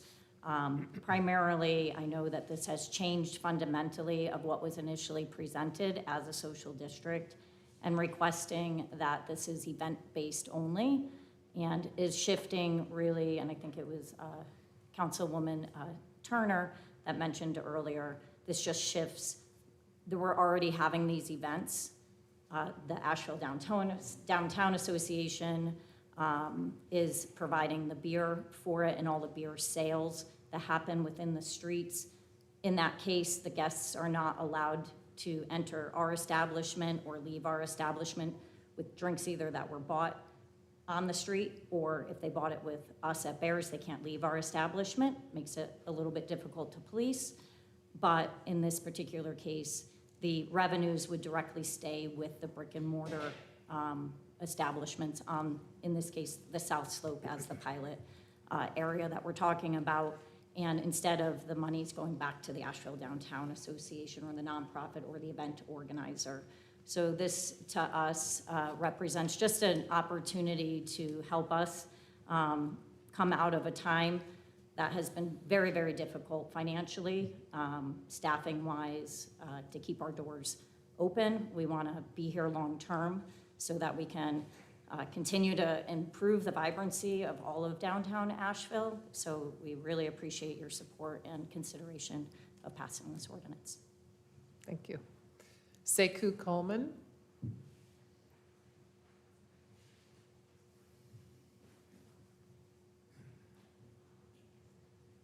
Good evening, Mayor Meinheimer and members of council. My name is Sekou Coleman, and I'm speaking for the Legacy Neighborhoods Coalition, which includes Southside, Shiloh, Burton Street, East End, and Emma. We understand why the city is considering an event-based social district in the South Slope. Downtown businesses are still recovering from Helene, and the goal is to bring people back for special events. We read the recent coverage, and we hear that intent clearly. We also understand that the direct impact to legacy neighborhoods may be limited right now. The proposed district footprint is in downtown, not in our residential streets. Still, there's a larger concern we need to name. The more important issue is cultural and social displacement. That happens when city actions prioritize the people who come here over the people who live here, grew up here, and built culture here. The Urban Land Institute panel that advised Asheville after Helene said it plainly: invest in legacy neighborhoods as part of recovery and ensure historically Black neighborhoods benefit from recovery dollars and decisions. South Slope sits on land that was once the heart of Black Southside. Urban renewal demolished more than 1,000 Black-owned homes and businesses and displaced more than half of Asheville's Black residents. That history is not abstract. It shapes how legacy residents feel when new policies are designed around visitor activity without real relationship with the people whose neighborhoods were removed. Today, many business owners in South Slope are good neighbors, but too often there is little understanding of the place they occupy or connection to the people who carry that history. That disconnect itself is a form of displacement. So here are 3 suggestions for your consideration in this process. First, align with the ULI's equity guidance. If you move forward, pair the pilot with a clear commitment to engage legacy neighborhoods in recovery planning and outcomes, not just in name. 2, require authentic relationship building. Make participation in the social district contingent on a simple, practical history and cultural orientation for participating businesses. Co-design with legacy neighborhood leaders. Tie permits to basic commitments like hire local culture bearers, contract with neighborhood vendors, and support youth opportunities from our neighborhoods. And 3, report out on equity. Alongside sales and foot traffic measures, track and share who benefits, local hires, neighborhood vendors, and partnerships created. If the pilot cannot demonstrate community benefit, adjust it. Our invitation and our challenge to council, staff, and local business community is this: do better at learning the history of the spaces you occupy, and then create solutions with the community, not just for the market.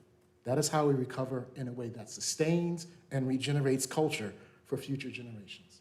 Thank you for your time. Tyler Koch.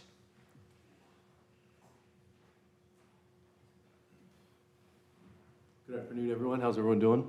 I am underprepared and underdressed for today's evening. I had no intention on speaking today, but I wanted to touch on, Ben, thank you so much for all your work. I spoke at Charlotte City Council last month. I actually have a business over there, same business, Pies Off Pizza.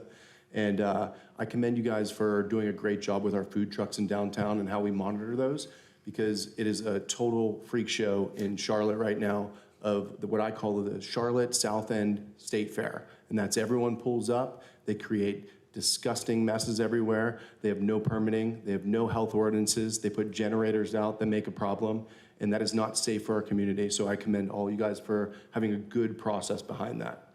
Secondly, I'm here to support the South End Social District. I obviously own a business down there, and you guys are obligated here to help the people of the town and also increase the value of the town, right? And that's what we do as businesses. We want to communicate with all the people like the legacy neighborhoods and work with them to make sure everyone's getting things fair, but there's no possibility of collaboration, growth, and the sustainability of this town if we do not promote our businesses and help each other out by promoting things like the social district. So I'm here to say, you know, we're not here to ask, but we're begging, please help us out because we're struggling. It's not easy to run a business anywhere, let alone a town that's recovering from a hurricane, and all we're doing is asking for your guys' help. And that allows us to furthermore go to these legacy neighborhoods, have genuine conversations, have genuine connection with these people, and grow as a total community. But sitting here and distinguishing differences between businesses and legacy neighborhoods only separates people more, and we should be bringing people back together. Thank you so much. Thank you. Paul Howell.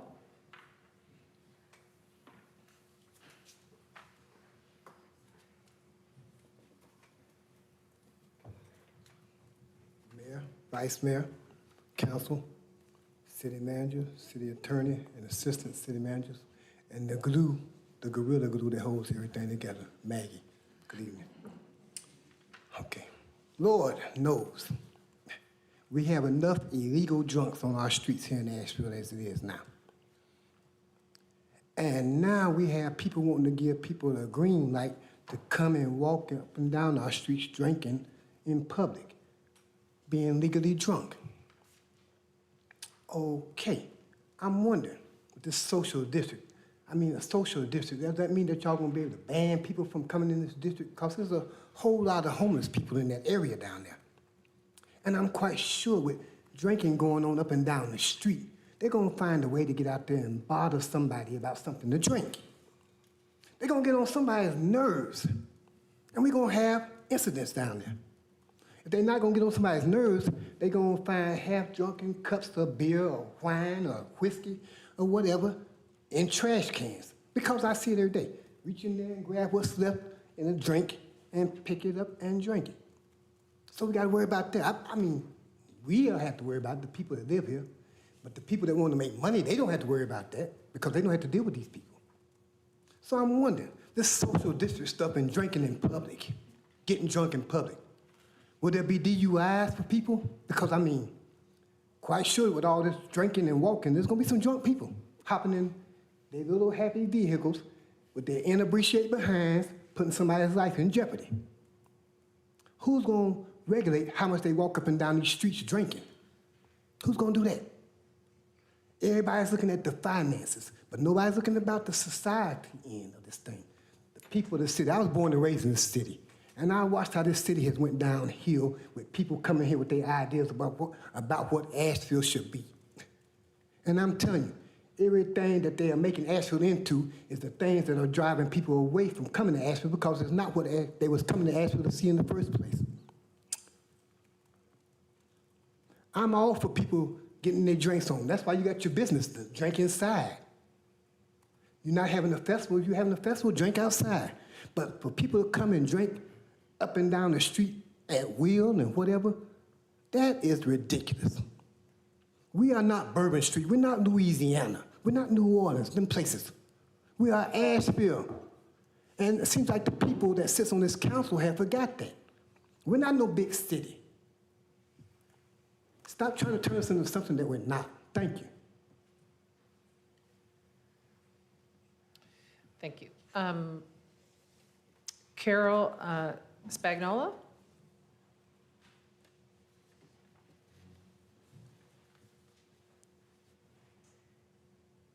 Hello, I am Carol Spagnola. I'm actually here representing the River Arts District. I do want to say that I do fully support the South Slope having social districts upon events. I wasn't going to speak to this, but someone told me to, so please forgive me, but I do want to respectfully request that in the future that you consider the River Arts District to be an upcoming agenda for a potential social district for our 4 quarterly events that come up next year. So again, I'll be quick about that one because I'm speaking later, but I just wanted to speak to that and see if that could be a possibility. And thank you all. Thank you. Kimberly Collins.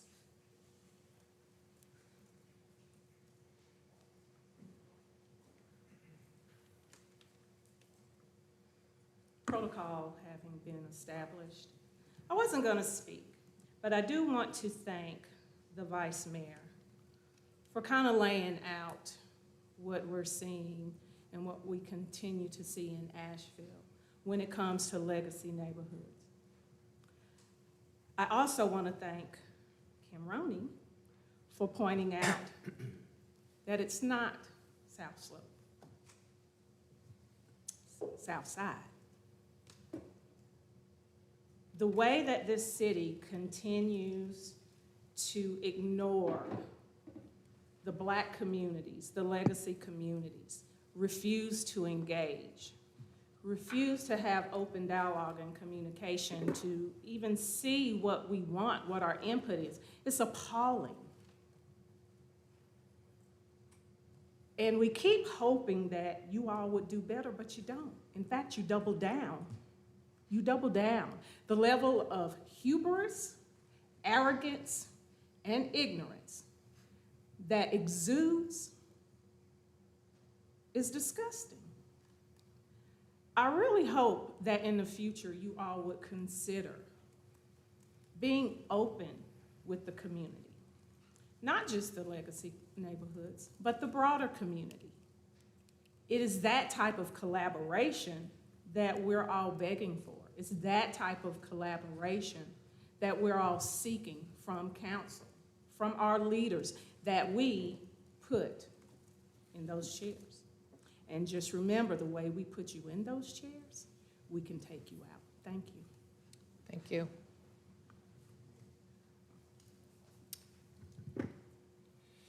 That concludes the public comment on this item. I do just want to point out that the city of Asheville is one of the only cities in America that has a reparations fund that we are actively working to address these issues. And in fact, we're reviewing the recommendations from the committee right now. And in fact, when the county did not put in their share this past year, when we had no money, we still put in $250,000 into that fund to make sure that we were keeping with our promises. And then also, I don't know what tourists want, but I'm listening to the folks that live and work here in Asheville. And they need a government that rises to the occasion. We are in the aftermath of the largest storm ever, and our workers and small businesses want to stay in the town that they love. And then when we're focusing on social districts, what we're not focusing on is the fact that our Black children are not rising to the educational attainment as white folks, that we have increased violence and guns in the Black neighborhoods. So if we could focus on the actual issues, which we are, that are hurting Black folks, then we can move forward. But when we're focused on social districts and saying that that is somehow hurting folks from 70 years ago, that does not compute to me. This is another instance where you literally just made something up. I did not say that. I am not conflating the two things. I don't know how many times I have to say that the issue isn't the issue. It is an instance of where certain parts of the community get their needs placed at the beginning. You would think that I'm literally addressing you, and I'm not. But what I will tell you is, it is not your place to say what Black people need.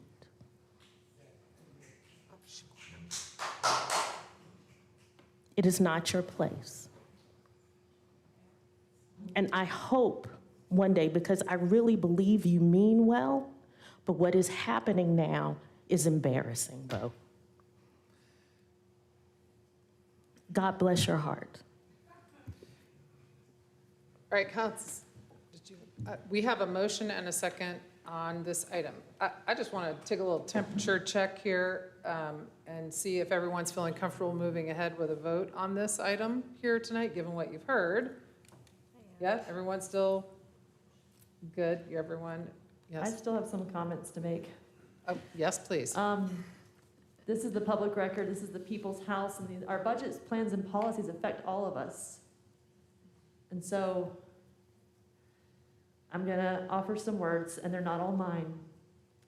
But I'll start with mine. Unlike open streets, which create an inclusive space for everyone, I feel the social districts is lacking a cost-benefit analysis. And I'll note 3 things: lack of engagement from the city due to capacity. We've already talked about that in our behind-the-scenes 3x3, so you wouldn't have heard that, but we have addressed that. We don't have the capacity to do it because we're in the middle of recovery, just like you are. A lack of infrastructure and the cons named by staff. So I'm just gonna lift up 3 of the many concerns I'm hearing, starting with Asheville Food and Beverage United, submitted today or yesterday at 6 o'clock by AFBU, co-chair and concerned downtown hospitality worker. Dear council members, we're writing to express significant concerns regarding the proposed social district for downtown, particularly its potential impact on local hospitality workers and residents. Our primary concerns include worker responsibility and safety. Downtown workers feel this initiative will create additional responsibilities and potential dangers without adequate compensation or support. Existing safety concerns are already prevalent. Lack of stakeholder input. There's been insufficient consultation with residents, workers, and business owners within the proposed district. More research is needed to understand the full impact on these groups. Business impact. While tourism is important, local support is crucial. We're concerned this could deter locals who are essential for businesses during off-peak seasons from visiting the South Slope. We also question the market research supporting the claim that this will genuinely benefit downtown businesses. Infrastructure deficiencies. The South Slope currently lacks the necessary infrastructure to manage a social district, including public restrooms and a plan for waste management. We've seen these issues in other social districts across the country. AFU's primary goal is the safety and well-being of our workers. We urge the city to conduct a thorough due diligence to ensure this proposal will not negatively affect their well-being. We respectfully request that these concerns be thoroughly addressed before moving forward. Next, I lift up a resident of downtown, Susan Griffin. As you decide how you will vote on enacting social districts downtown, please consider the following. 1, there are no metrics noted to determine if the pilot is successful or not. How will you make that decision? 2, there has been little, if any, community engagement on this issue, which is even noted in the report from staff. Why not? Downtown residents have a lot of trepidation that this will spiral out of control. No one wants to be Bourbon Street or downtown Wilmington for that matter. 3, given that you are also considering the raising of noise exceedance from 30 to 50 a year, how are we supposed to believe that the 5 events you listed in the pilot will not become many more, or that the district will not be activated full-time? Bait and switch is not an attractive look. And lastly, I'll point out the cons in staff's memo with this. 1, while not anticipated, there may be added strain on city resources to support implementation and management of the social district. 2, noise and other nuisance issues associated with outdoor special events could be exacerbated. And 3, staff-led community engagement has been limited in the context of launching a limited scope pilot program. So, I really appreciate the way we showed up for each other through the storm.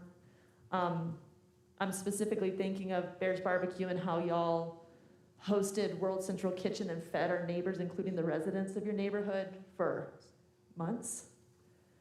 That was a heavy burden. And I also know that businesses in this room are among those waiting still a year after the storm for us to release those CDBGR recovery funds. We have 17 million that we're going to release, and it's leaf season, and you're going into another winter, and it's really scary. And I'm seeing businesses close, but I really still think this is the wrong tool. The cost and the cost-benefit analysis that I can conduct on my own is too high on the cultural impact in the South Side. And so I can't support it tonight. And I know that's going to be disappointing for some folks. But I'm excited to get in front of the open streets and see if we can make that bloom and do more of it. Thank you. I have an idea. Yeah. It does not look like this ordinance will get the supermajority vote that it needs. So I'm wondering if the yes voting members of council would take the 3 reasonable ideas that Mr. Sekou Coleman put on the table and postpone this vote to probably the 28th, and also consider a profit sharing model for the Southside community in your conversations.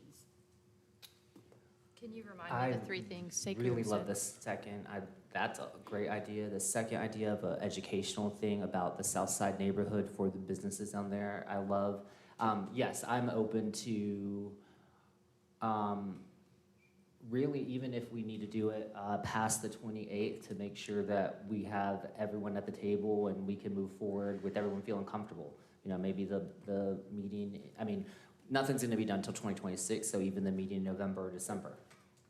But yes, I would support that. Now, that doesn't guarantee that the Southside community will be fully bought in, but it's just honoring their request to be seen. Were those and sent ahead of respected. time? I'm like, I need to read them to process them. There were more than 3 too. I would love to, I see ADU text amendments from the legacy neighborhoods, but I don't see any on this. I guess the point is I need to take a look at them. I think you were just talking about what you just read. Yeah, he just Yeah, read just his it out public to us comment. in his comment. Okay. Yeah. It was a great public comment. Could you send it, please? Brad, you look like you need to spring upon us. No? I'm I'm waiting looking to at these- see, they're- make sure that procedurally we're ready to do that. Mardi Gras, February 15th is the first I'm event. suggesting that we Yeah. postpone the vote. Yeah.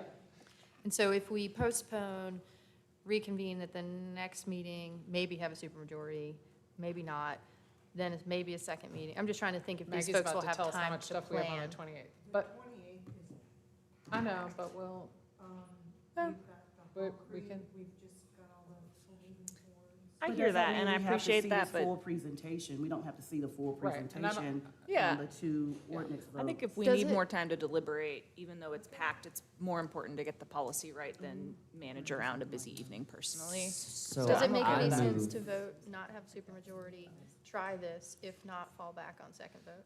personally, I would rather give this an opportunity to bake this in before we vote on it. Those seem like pretty solid recommendations that could be, but I do think, we've got folks here with AIDED, and they would need to have a chance to look and see how these could be incorporated, and same with city staff, so I think.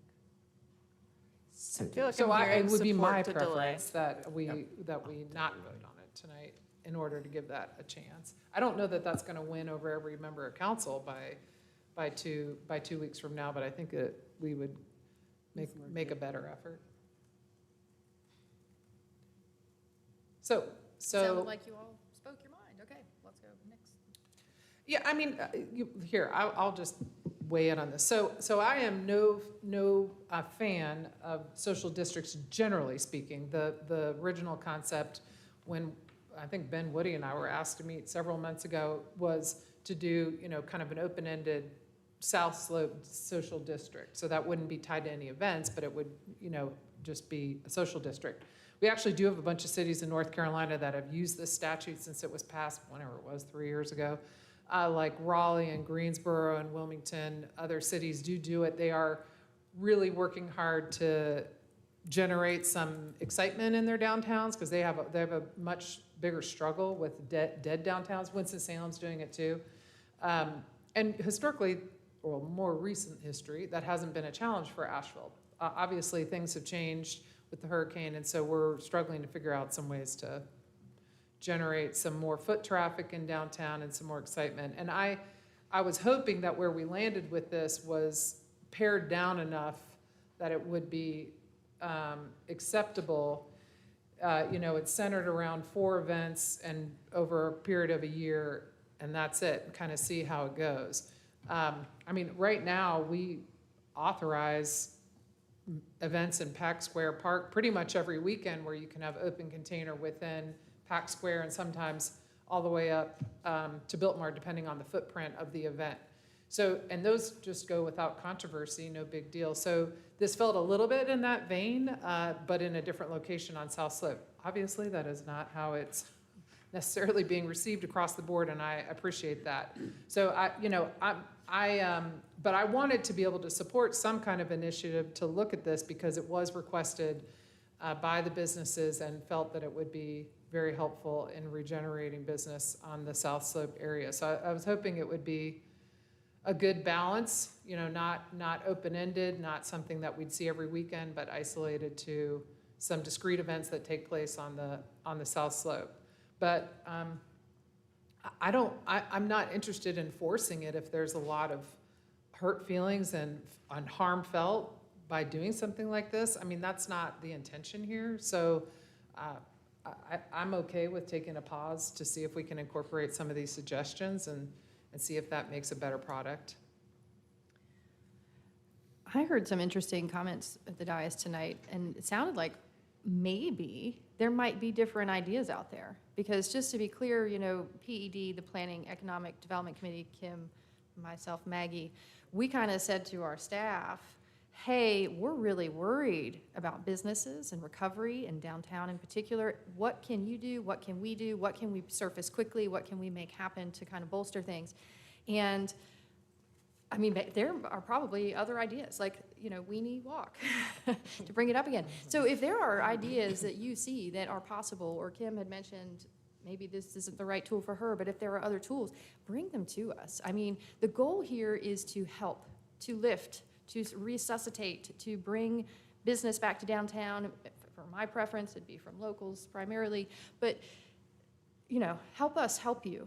Because what you have here is a council that wants to help, and we're tiptoeing through the process. Time is passing, businesses are slow, and we're going into the slowest part of the year, and it is scary. So I guess I'm just kind of laying the groundwork. If reach out to me. I will field ideas. I will take them to PED, but help me help you, because I am very worried. And if we don't do that, this one tool, okay. But let's find other tools, because we can't do nothing, is the point. So I think in order for us to not vote on this tonight, since we have a motion and a second, you would Move to withdraw the continue. motion. You just withdraw the motion.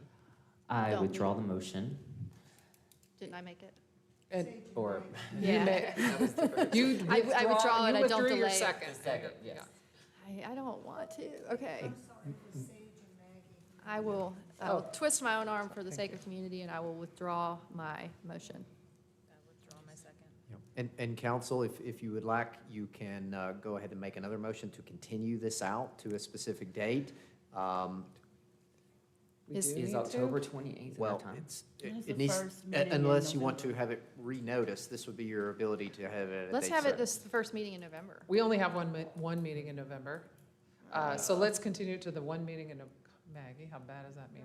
No, she's so happy about it. That's She's great. relieved. Okay, I make a motion to November. continue this item to our first council meeting on November 18th of Second. 2025. Second, okay, all those in favor, please say aye. Aye. Any opposed? I will volunteer staff, whoever's working on this, because it's not clear to me where the ball is, but I'm glad to meet or do whatever and bring everyone together, whatever's needed, unless you feel like you got it. But whatever, I don't want nothing to happen and then someone said, well, I don't know who's supposed to be working on it, so I'm volunteering. We can assure you, we will come back with something on November the 18th. Thank you. Okay, great. One last comment, let because you all I'm know I'm before fairly the 18th. protective of our downtown association, because I was a board member for so long and I care so deeply about the nonprofit. And I want to make sure everybody realizes that we asked them to bring this to us. I don't feel like they're pushing it on us. I did ask this to be brought back to PED for greater discussion. So I would hate for, the angst in the room to be at each other, because we can work through this. And I don't know that it needs to go back to a subcommittee at this point. I think it would just come back to council. Okay. And No. Sekou, please send us that. Yes, please. Okay. That's right. We are done with Okay, this item. okay. Good job, everybody. You sort of stuck the landing. It was, well, maybe you fell over a little bit there. It was points for false. Sorry. Thank you, Shanika, for saving us. I know, good idea. Shanika. Okay. Like I She said, always does. I know. If you could maybe save us earlier next time. She doesn't, though. No, she's like, I'm gonna wait till this is on fire. It's true. Okay. Oh, Lord. Okay. All right, we have a number of people signed up under general public comment. I know lots of people are headed out.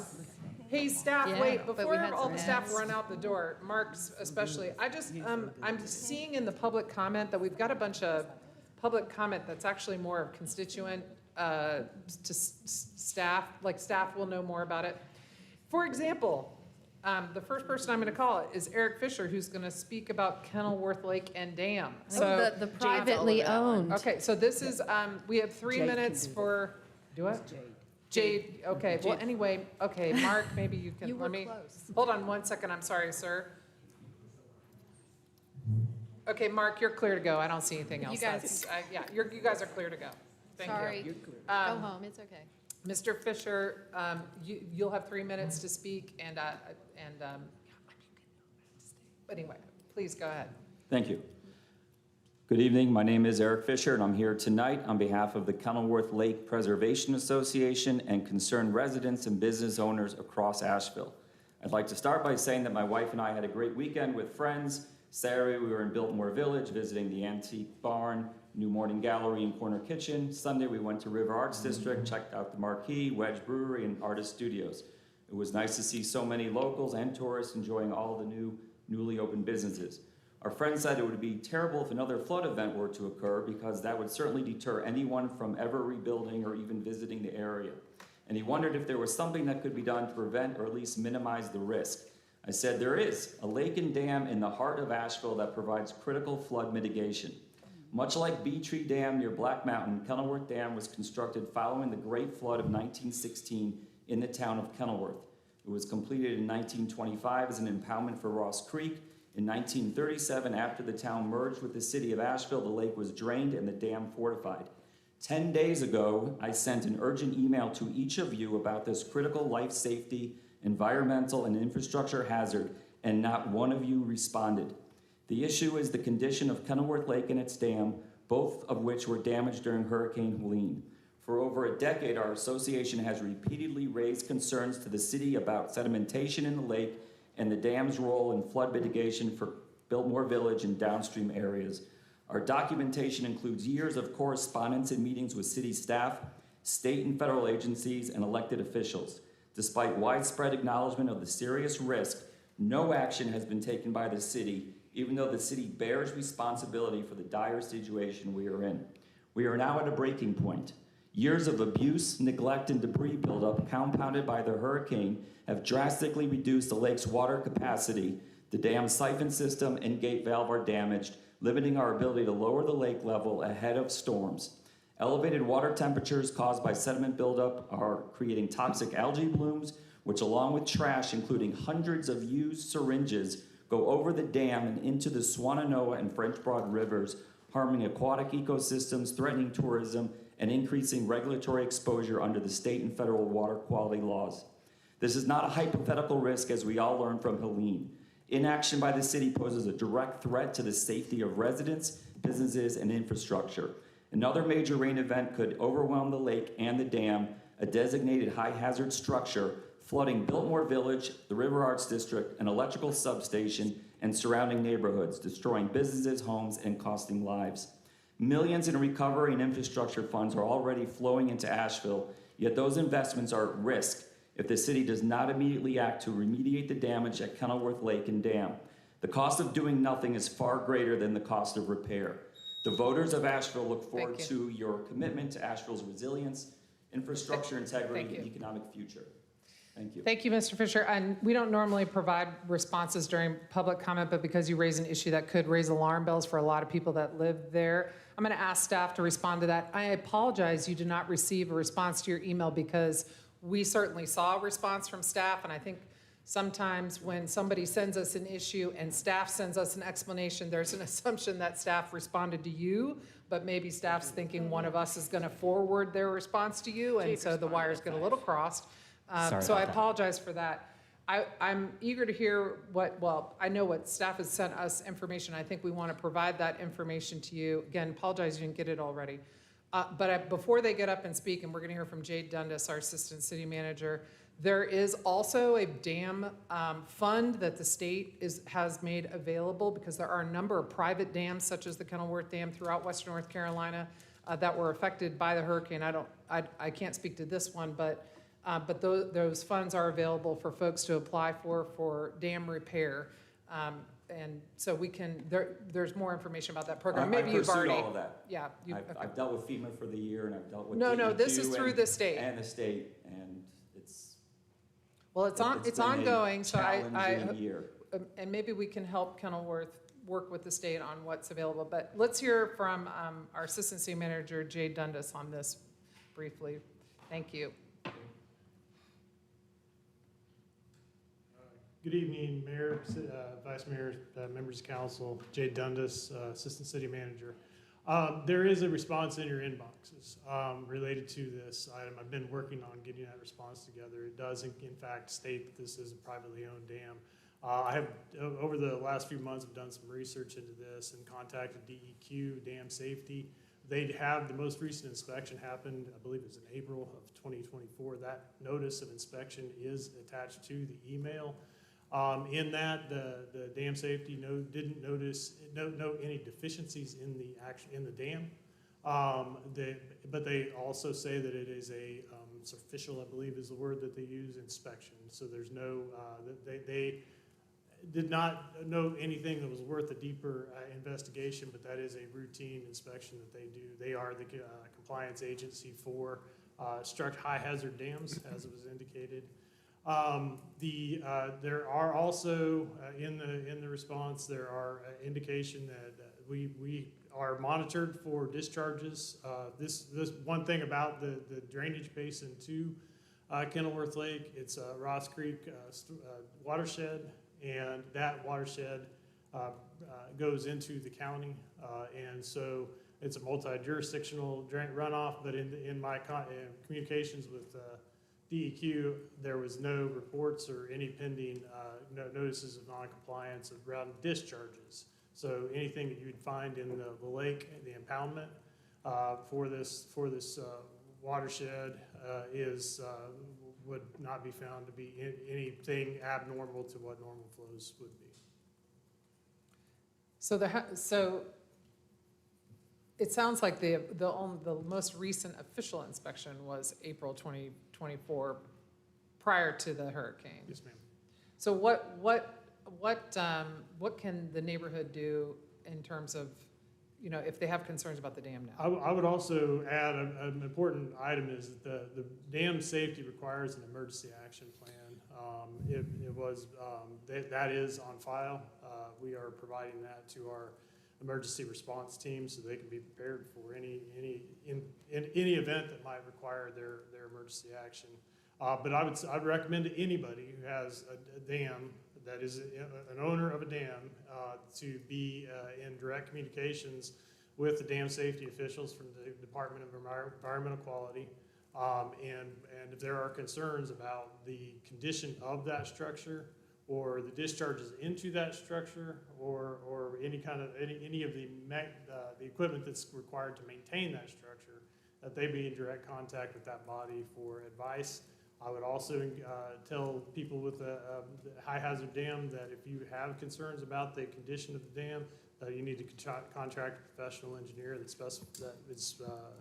specializes in that type of facility and have them take a look at it. And Jay, our ability to utilize public resources on a private dam is little to none. We're prohibited by legal law. That's again part of the research that I've been doing is to speak with the city attorney, Brad. You want to comment? Yeah. So, Mayor and Council, you will recall in the past few years there have been issues on private property regarding potential public safety issues. Sinkholes are a classic one that we've seen in Montford and some other places, Merriman. You've also heard of private stormwater breaks that often do result in sinkholes and other situations. The North Carolina courts have been very specific in their determination that public funds cannot be used to rectify private infrastructure issues, which means you are not only limited, you are essentially prohibited from using any public funds for public infrastructure issues. Even if the issue would impact a neighborhood or more than just the property owner? The initial issue is yes. The one limitation to that, the caveat I will say, is that you maintain the ability of what we call abatement.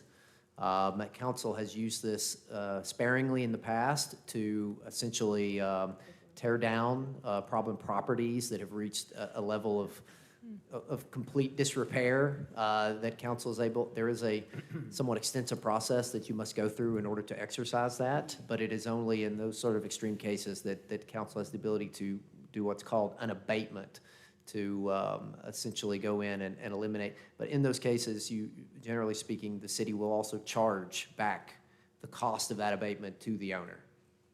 And in this example, it would be to like decommission, like, I'm just looking at all the options. I'm just trying to understand. So it could be that. Yeah, and do note that there is certainly a difference between tearing down a structure and repairing a piece of infrastructure. When you repair a piece of infrastructure, you are likely taking on a certain degree of liability for the post-construction condition, which means that the city would not only be potentially rectifying that with public funds, having to likely charge that back to the owner, but also taking on a degree of liability for future access and safety of that dam. So if the neighborhood's having trouble, though, navigating the sort of bureaucracy of DEQ and whether or not there are grant funds available for dam repair, what should they, should they seek help with the city staff to help make those connections, or should they go directly to DEQ, or should they go to a state legislator? To help me understand. I know that the dam program we heard a presentation about at the Western North Carolina Recovery Committee on Monday was a state program, and they were actively kind of inventorying the dams that were going to need work. So it seems like this would be the time. I know that Mr. Fisher has reached out to the state to Chuck Edwards' office, and I believe he's made, through the initial email that was forwarded to me, I saw that there were other legislators on there. And so I would always recommend trying to establish and maintain that relationship with DEQ. They're going to be our best resource. It seems like a direct, it has always been my experience as a direct opportunity for being able to get the assistance and the direct, even recommendations that you need as far as when to employ and professional assistance beyond in order to evaluate and to repair those structures. Thank you. Okay, thank you. I was just looking here.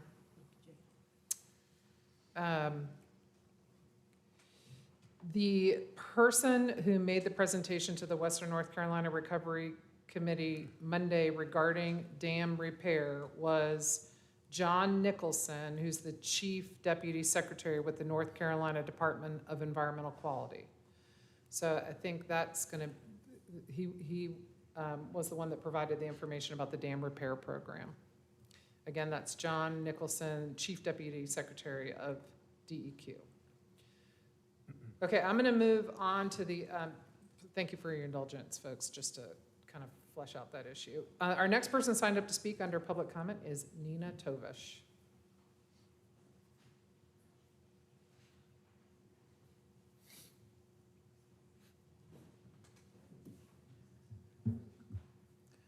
Good evening, Mayor, council members, and staff. I'm delighted to see that you all are providing some extra time for people to apply to be members of the Recovery Board. I think that's great. I think the message needs more time to get out to people. It's still only a couple of weeks now for that to happen, but I think the extended time is great. I do think that there's some confusion or lack of understanding amongst people who might be interested in doing this about what the process of decision-making for you all actually looks like. Different reports in our local press about how the procedure of decision-making is happening, and it seems to me that this is an important enough undertaking that it would be extremely helpful if the public had clarity about how you're deciding how to choose amongst the people there, what process you're going to be going through, and if you're having deliberations, if you're going to be conducting interviews, all of those things. I note that if you're making decisions on the 28th, there's only a week in between closing applications and your final decisions. If you're going to do an interviewing process, that's a pretty short timeline. I'm imagining that there will be a pretty broad selection of people applying to participate. And I'm wondering if you would be willing to consider making some of your process actually public-facing so that people can understand the choices that you're making amongst those who apply. These are not paid positions. They're positions of volunteers, and having a good cross-section representation of people with skills, with experience, with interests that need to be reflected in how this decision-making process happens. I think it would be great if the public could see you all at work in deciding how to balance out the recovery boards in a way that will serve the public well. So I urge you to consider, as you do for other previous boards and commissions, make some of that process available to the public so that we can understand how it's going and have confidence in the wisdom of your choices. Thank you for your consideration. Thank you. Carol Spagnola?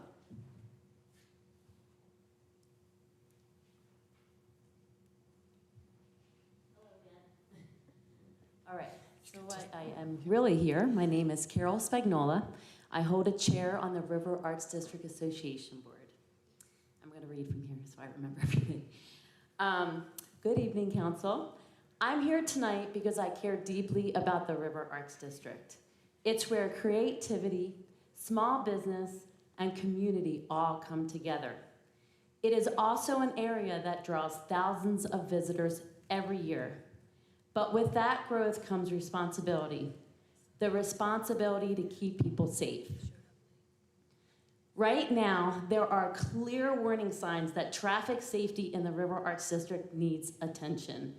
Let's be the kind of community that acts before something happens, not after, because thoughts and prayers can't undo a preventable accident. Along Depot Street, the speed limit is posted at 20 miles per hour within 5 crosswalks, beginning at the roundabout at Depot and Klingman. Not one of them has blinking pedestrian lights. Klingman Avenue also has a 20-mile-per-hour limit, but only 1 crosswalk at the roundabout. Again, no blinking signal to alert drivers. On Robert Street, heading south toward the New Wire apartments, at the Depot roundabout, the limit remains 20, but going north, after the roundabout where Phil Mechanic, the Radical Hotel, and the new Rendezvous Studios, there is no speed limit posted until you pass the Rendezvous, where it suddenly jumps to 25. This inconsistency sends a mixed message to drivers and puts pedestrians at risk. I cross these intersections almost every day, even when there's a blinking sign. Cars often don't stop. If I feel unsafe, someone who knows the area well, imagine how it feels for visitors, families, and people walking between galleries, studios, and restaurants. Here's my 3 practical, achievable steps. Make the speed limit a consistent 20 miles per hour throughout the River Arts District. Install blinking pedestrian crosswalk lights at key intersections, especially the roundabout near studios and restaurants. And add a connecting crosswalk near the Radical Hotel to safely link the sidewalk between the Phil Mechanic, the Radical, and Rendezvous. It is a very new, active area. These are small infrastructure updates that will have a big impact. I am a tenant at the Phil Mechanic Studios, and my son is going to speak to a very scary incident that we almost had a few weeks ago.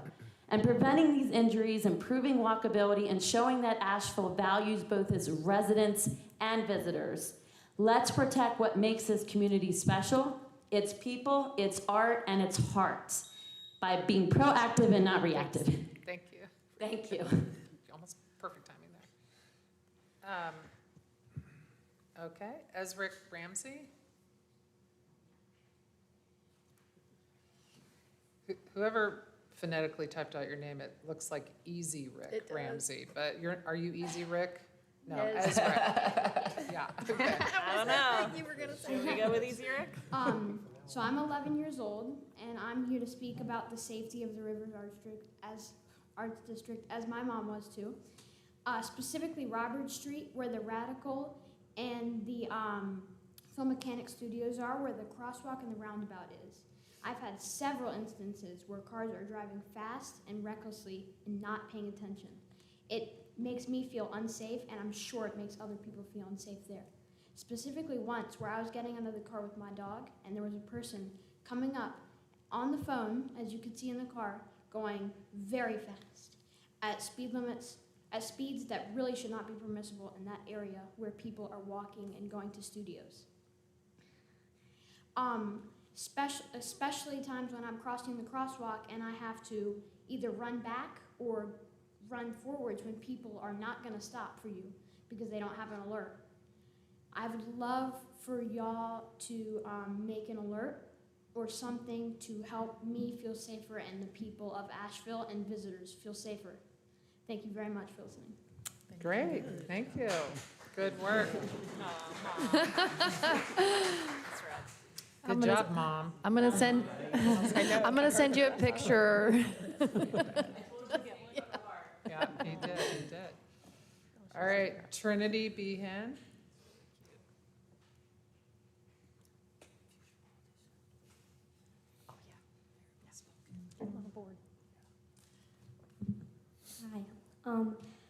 Hi, my name is Trinity. I'm here to speak today about some issues I think that are going on in our country.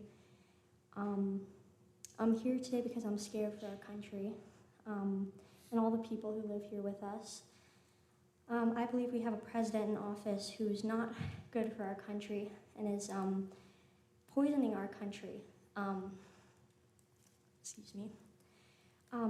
It's a president who's using American forces to occupy American cities, using American forces to wrongfully imprison and detain American citizens. The era we live in now allows for such a large exchange of information over the internet, and yet so many people have turned a blind eye to this type of situation. I care not only for the people who live in this country, but for people all over the world who are experiencing unjustness like this. And I just hope that if everybody here cares about all the citizens, all the people in the world, to take action and write up text to protect our citizens. I don't have the answers or the solutions, but I'm hoping that you guys can find some. That's all. Thank you. Thank you. Thank you, Trinity. The youth are giving me hope. Okay, the next person signed up to speak looks like they've got a number of people ceding their time. This is Dave Mittler. So when I call your name, if you could just tell me who you are. Michael Behan, raise your hand. Thank you. And Dylan, okay, we got a whole family situation. Behan here, okay. And then Shell Geiger, yep. Okay, you've got 3 people who have ceded their time to you, Mr. Mittler, and you will have up to 10 minutes. I'm sure you all remember me from the last time I was here. I wear this flag on my shoulders in respect to the Constitution, soldiers as my brother, Sergeant in Delta Force, and all the women and men that have served defending our country and our Constitution.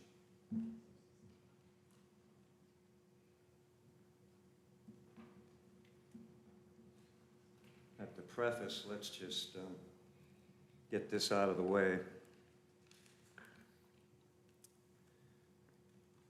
Whatever is suitable or proper, good taste and behavior, speech or dress, an act of politeness, behavior, showing self-respect, having dignity.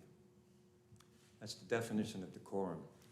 So for future, when people do come up here, it would be nice if you guys would realize that decorum has nothing to do with any of you speaking, and it's very nice to have heard your voice, to speak to us when we come up and ask questions and have concerns. It's what you're here for. We're all here together, all in this together. I know all of you are watching news, whether it's one side, the other. I hope you're getting the real news and seeing exactly what's going on, because it is happening.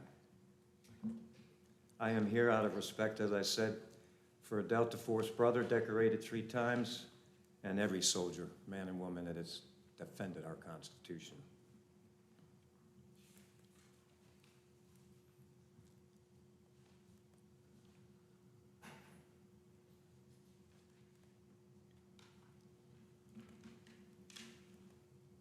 Trying to figure out which one I want to read.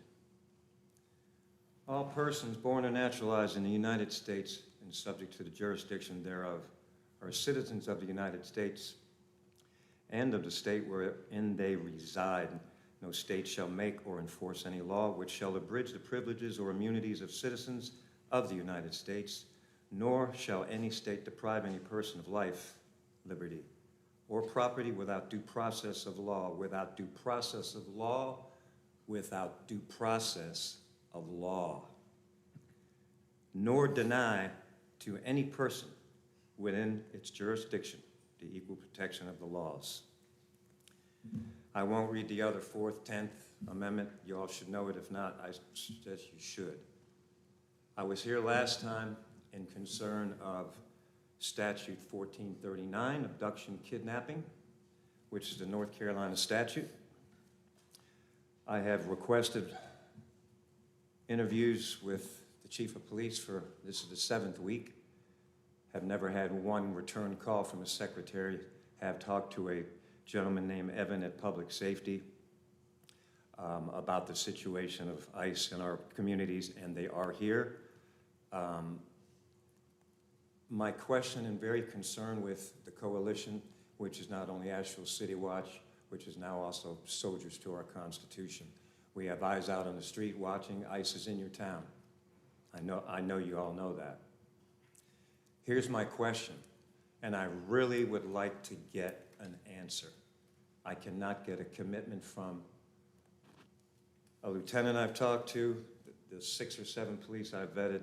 I'll excuse that because they were just conversing whatever. From what I understand, conversing with the lieutenant and even the officers on the street, if they are to see this abduction that's happening in our country, their first thought was, we stand down, they're federal agents.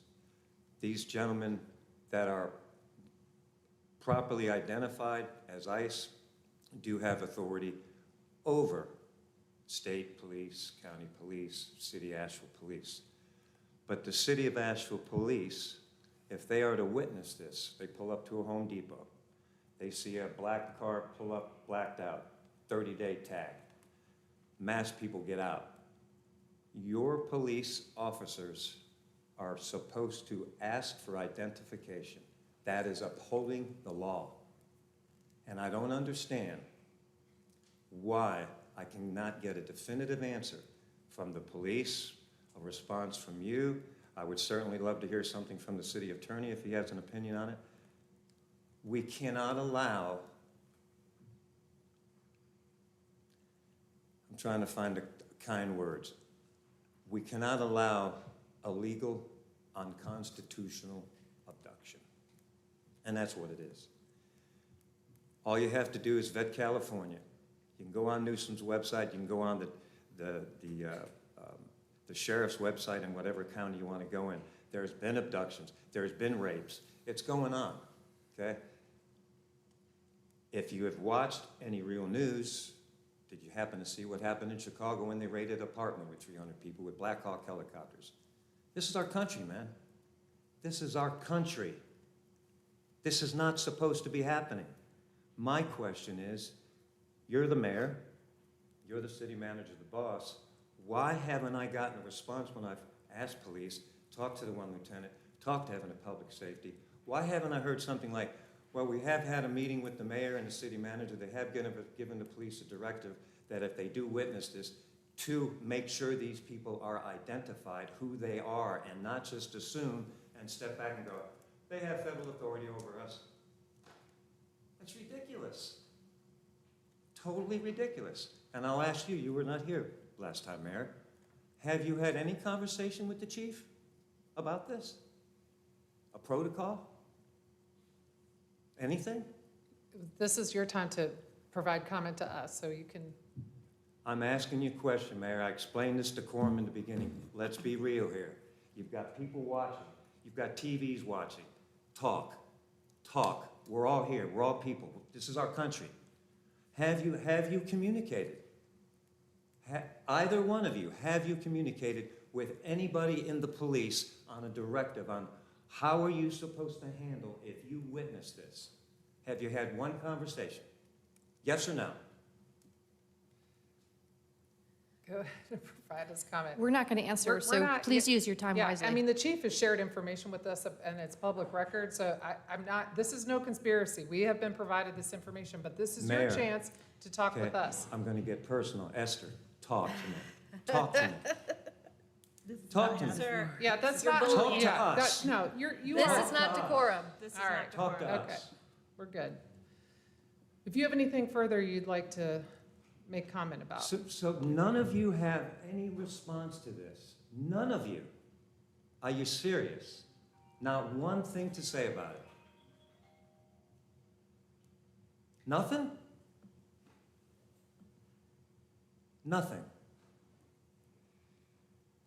People, you see what you got here?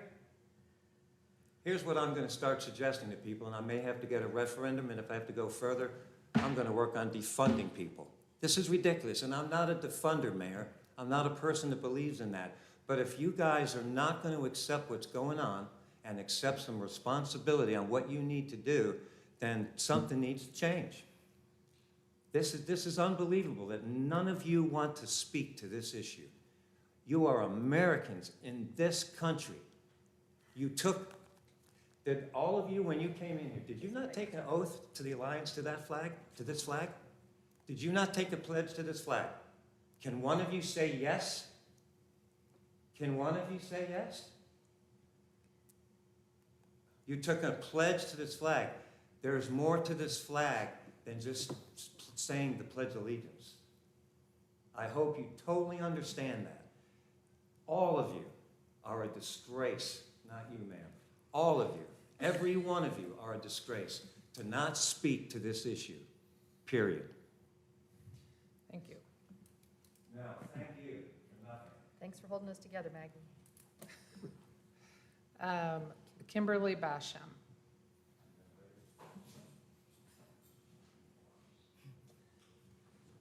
What they play right into you. Yeah. Yeah, and you played right into it then too.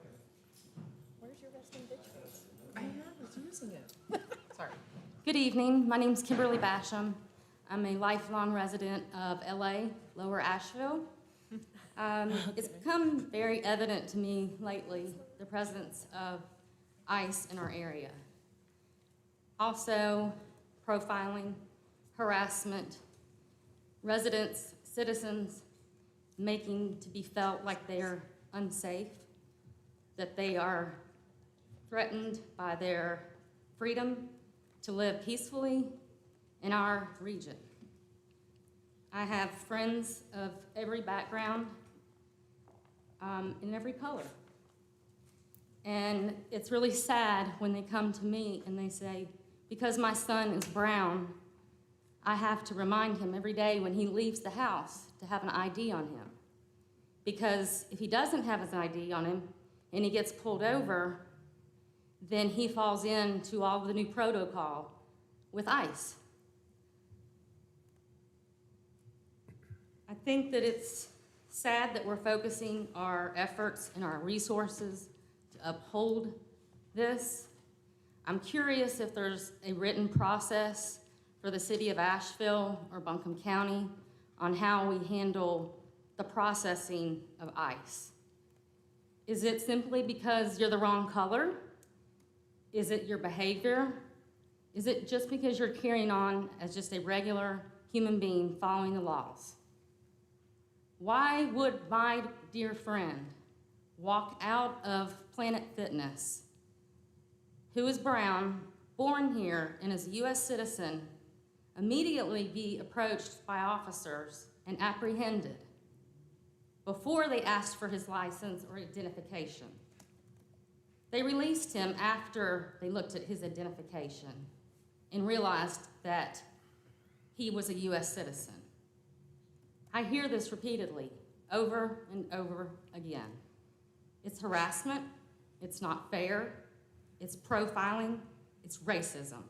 And that's not what Asheville is about. It's not how I was raised, it's not how this area was as I was growing up, and I don't know what's changed. But it's sad. It's a bad reflection on our area. It's a bad reflection of us as a community, because that's not who we are. That's not who I am. It makes me feel sad to call Asheville home when people are reflecting on these factors. I get a constant reminder that we have to have our IDs on us if we're not white. We shouldn't instill that fear on our people. Thank you. Thank you. And I hope we'll come up with a process. Thank you. Okay, we don't have anyone else signed up to speak under public comment tonight. Mayor, may I make an informal comment as is noticed on our agenda? I just want to thank folks for taking the time to come out and be in the People's Building while we're doing the People's work. Some of the things that I heard tonight, I hear all over the city. But it's personal to me. My acquaintance, fellow local progress member, alderperson Jesse Fuentes was arrested in Chicago when immigration enforcement was attempting to deport people that were receiving care in a hospital. And she was simply asking for the judicial warrant, the signed judicial warrant. That was what she was asking for on behalf of her constituent that was receiving care in a hospital. So I share the public concern around the lack of due process, what's happening in our country, and asking us to do what we can is exactly part of what we can do as good neighbors, as citizens, and as fellow human beings. I also am deeply concerned about the impacts of what's happening with cuts to Medicaid and SNAP, the issues that we're seeing with access to housing and health care. I just toured the jail with some of my colleagues at the city council level and the county commission today, hearing that about half of our neighbors who are in the jail waiting for the due process are experiencing mental health crisis and substance use disorder without the care that they need. And what that impact has on our community is visible, it's visceral, it's shameful, and I feel it with you. And so I just wanted to thank folks who came, not just to speak about the issues that are happening in our city, but that are happening to us as a human family, and acknowledge your shared grief. Thank you for being real. I'm grateful. Okay, thank you very much. We are adjourned. Hey, we're.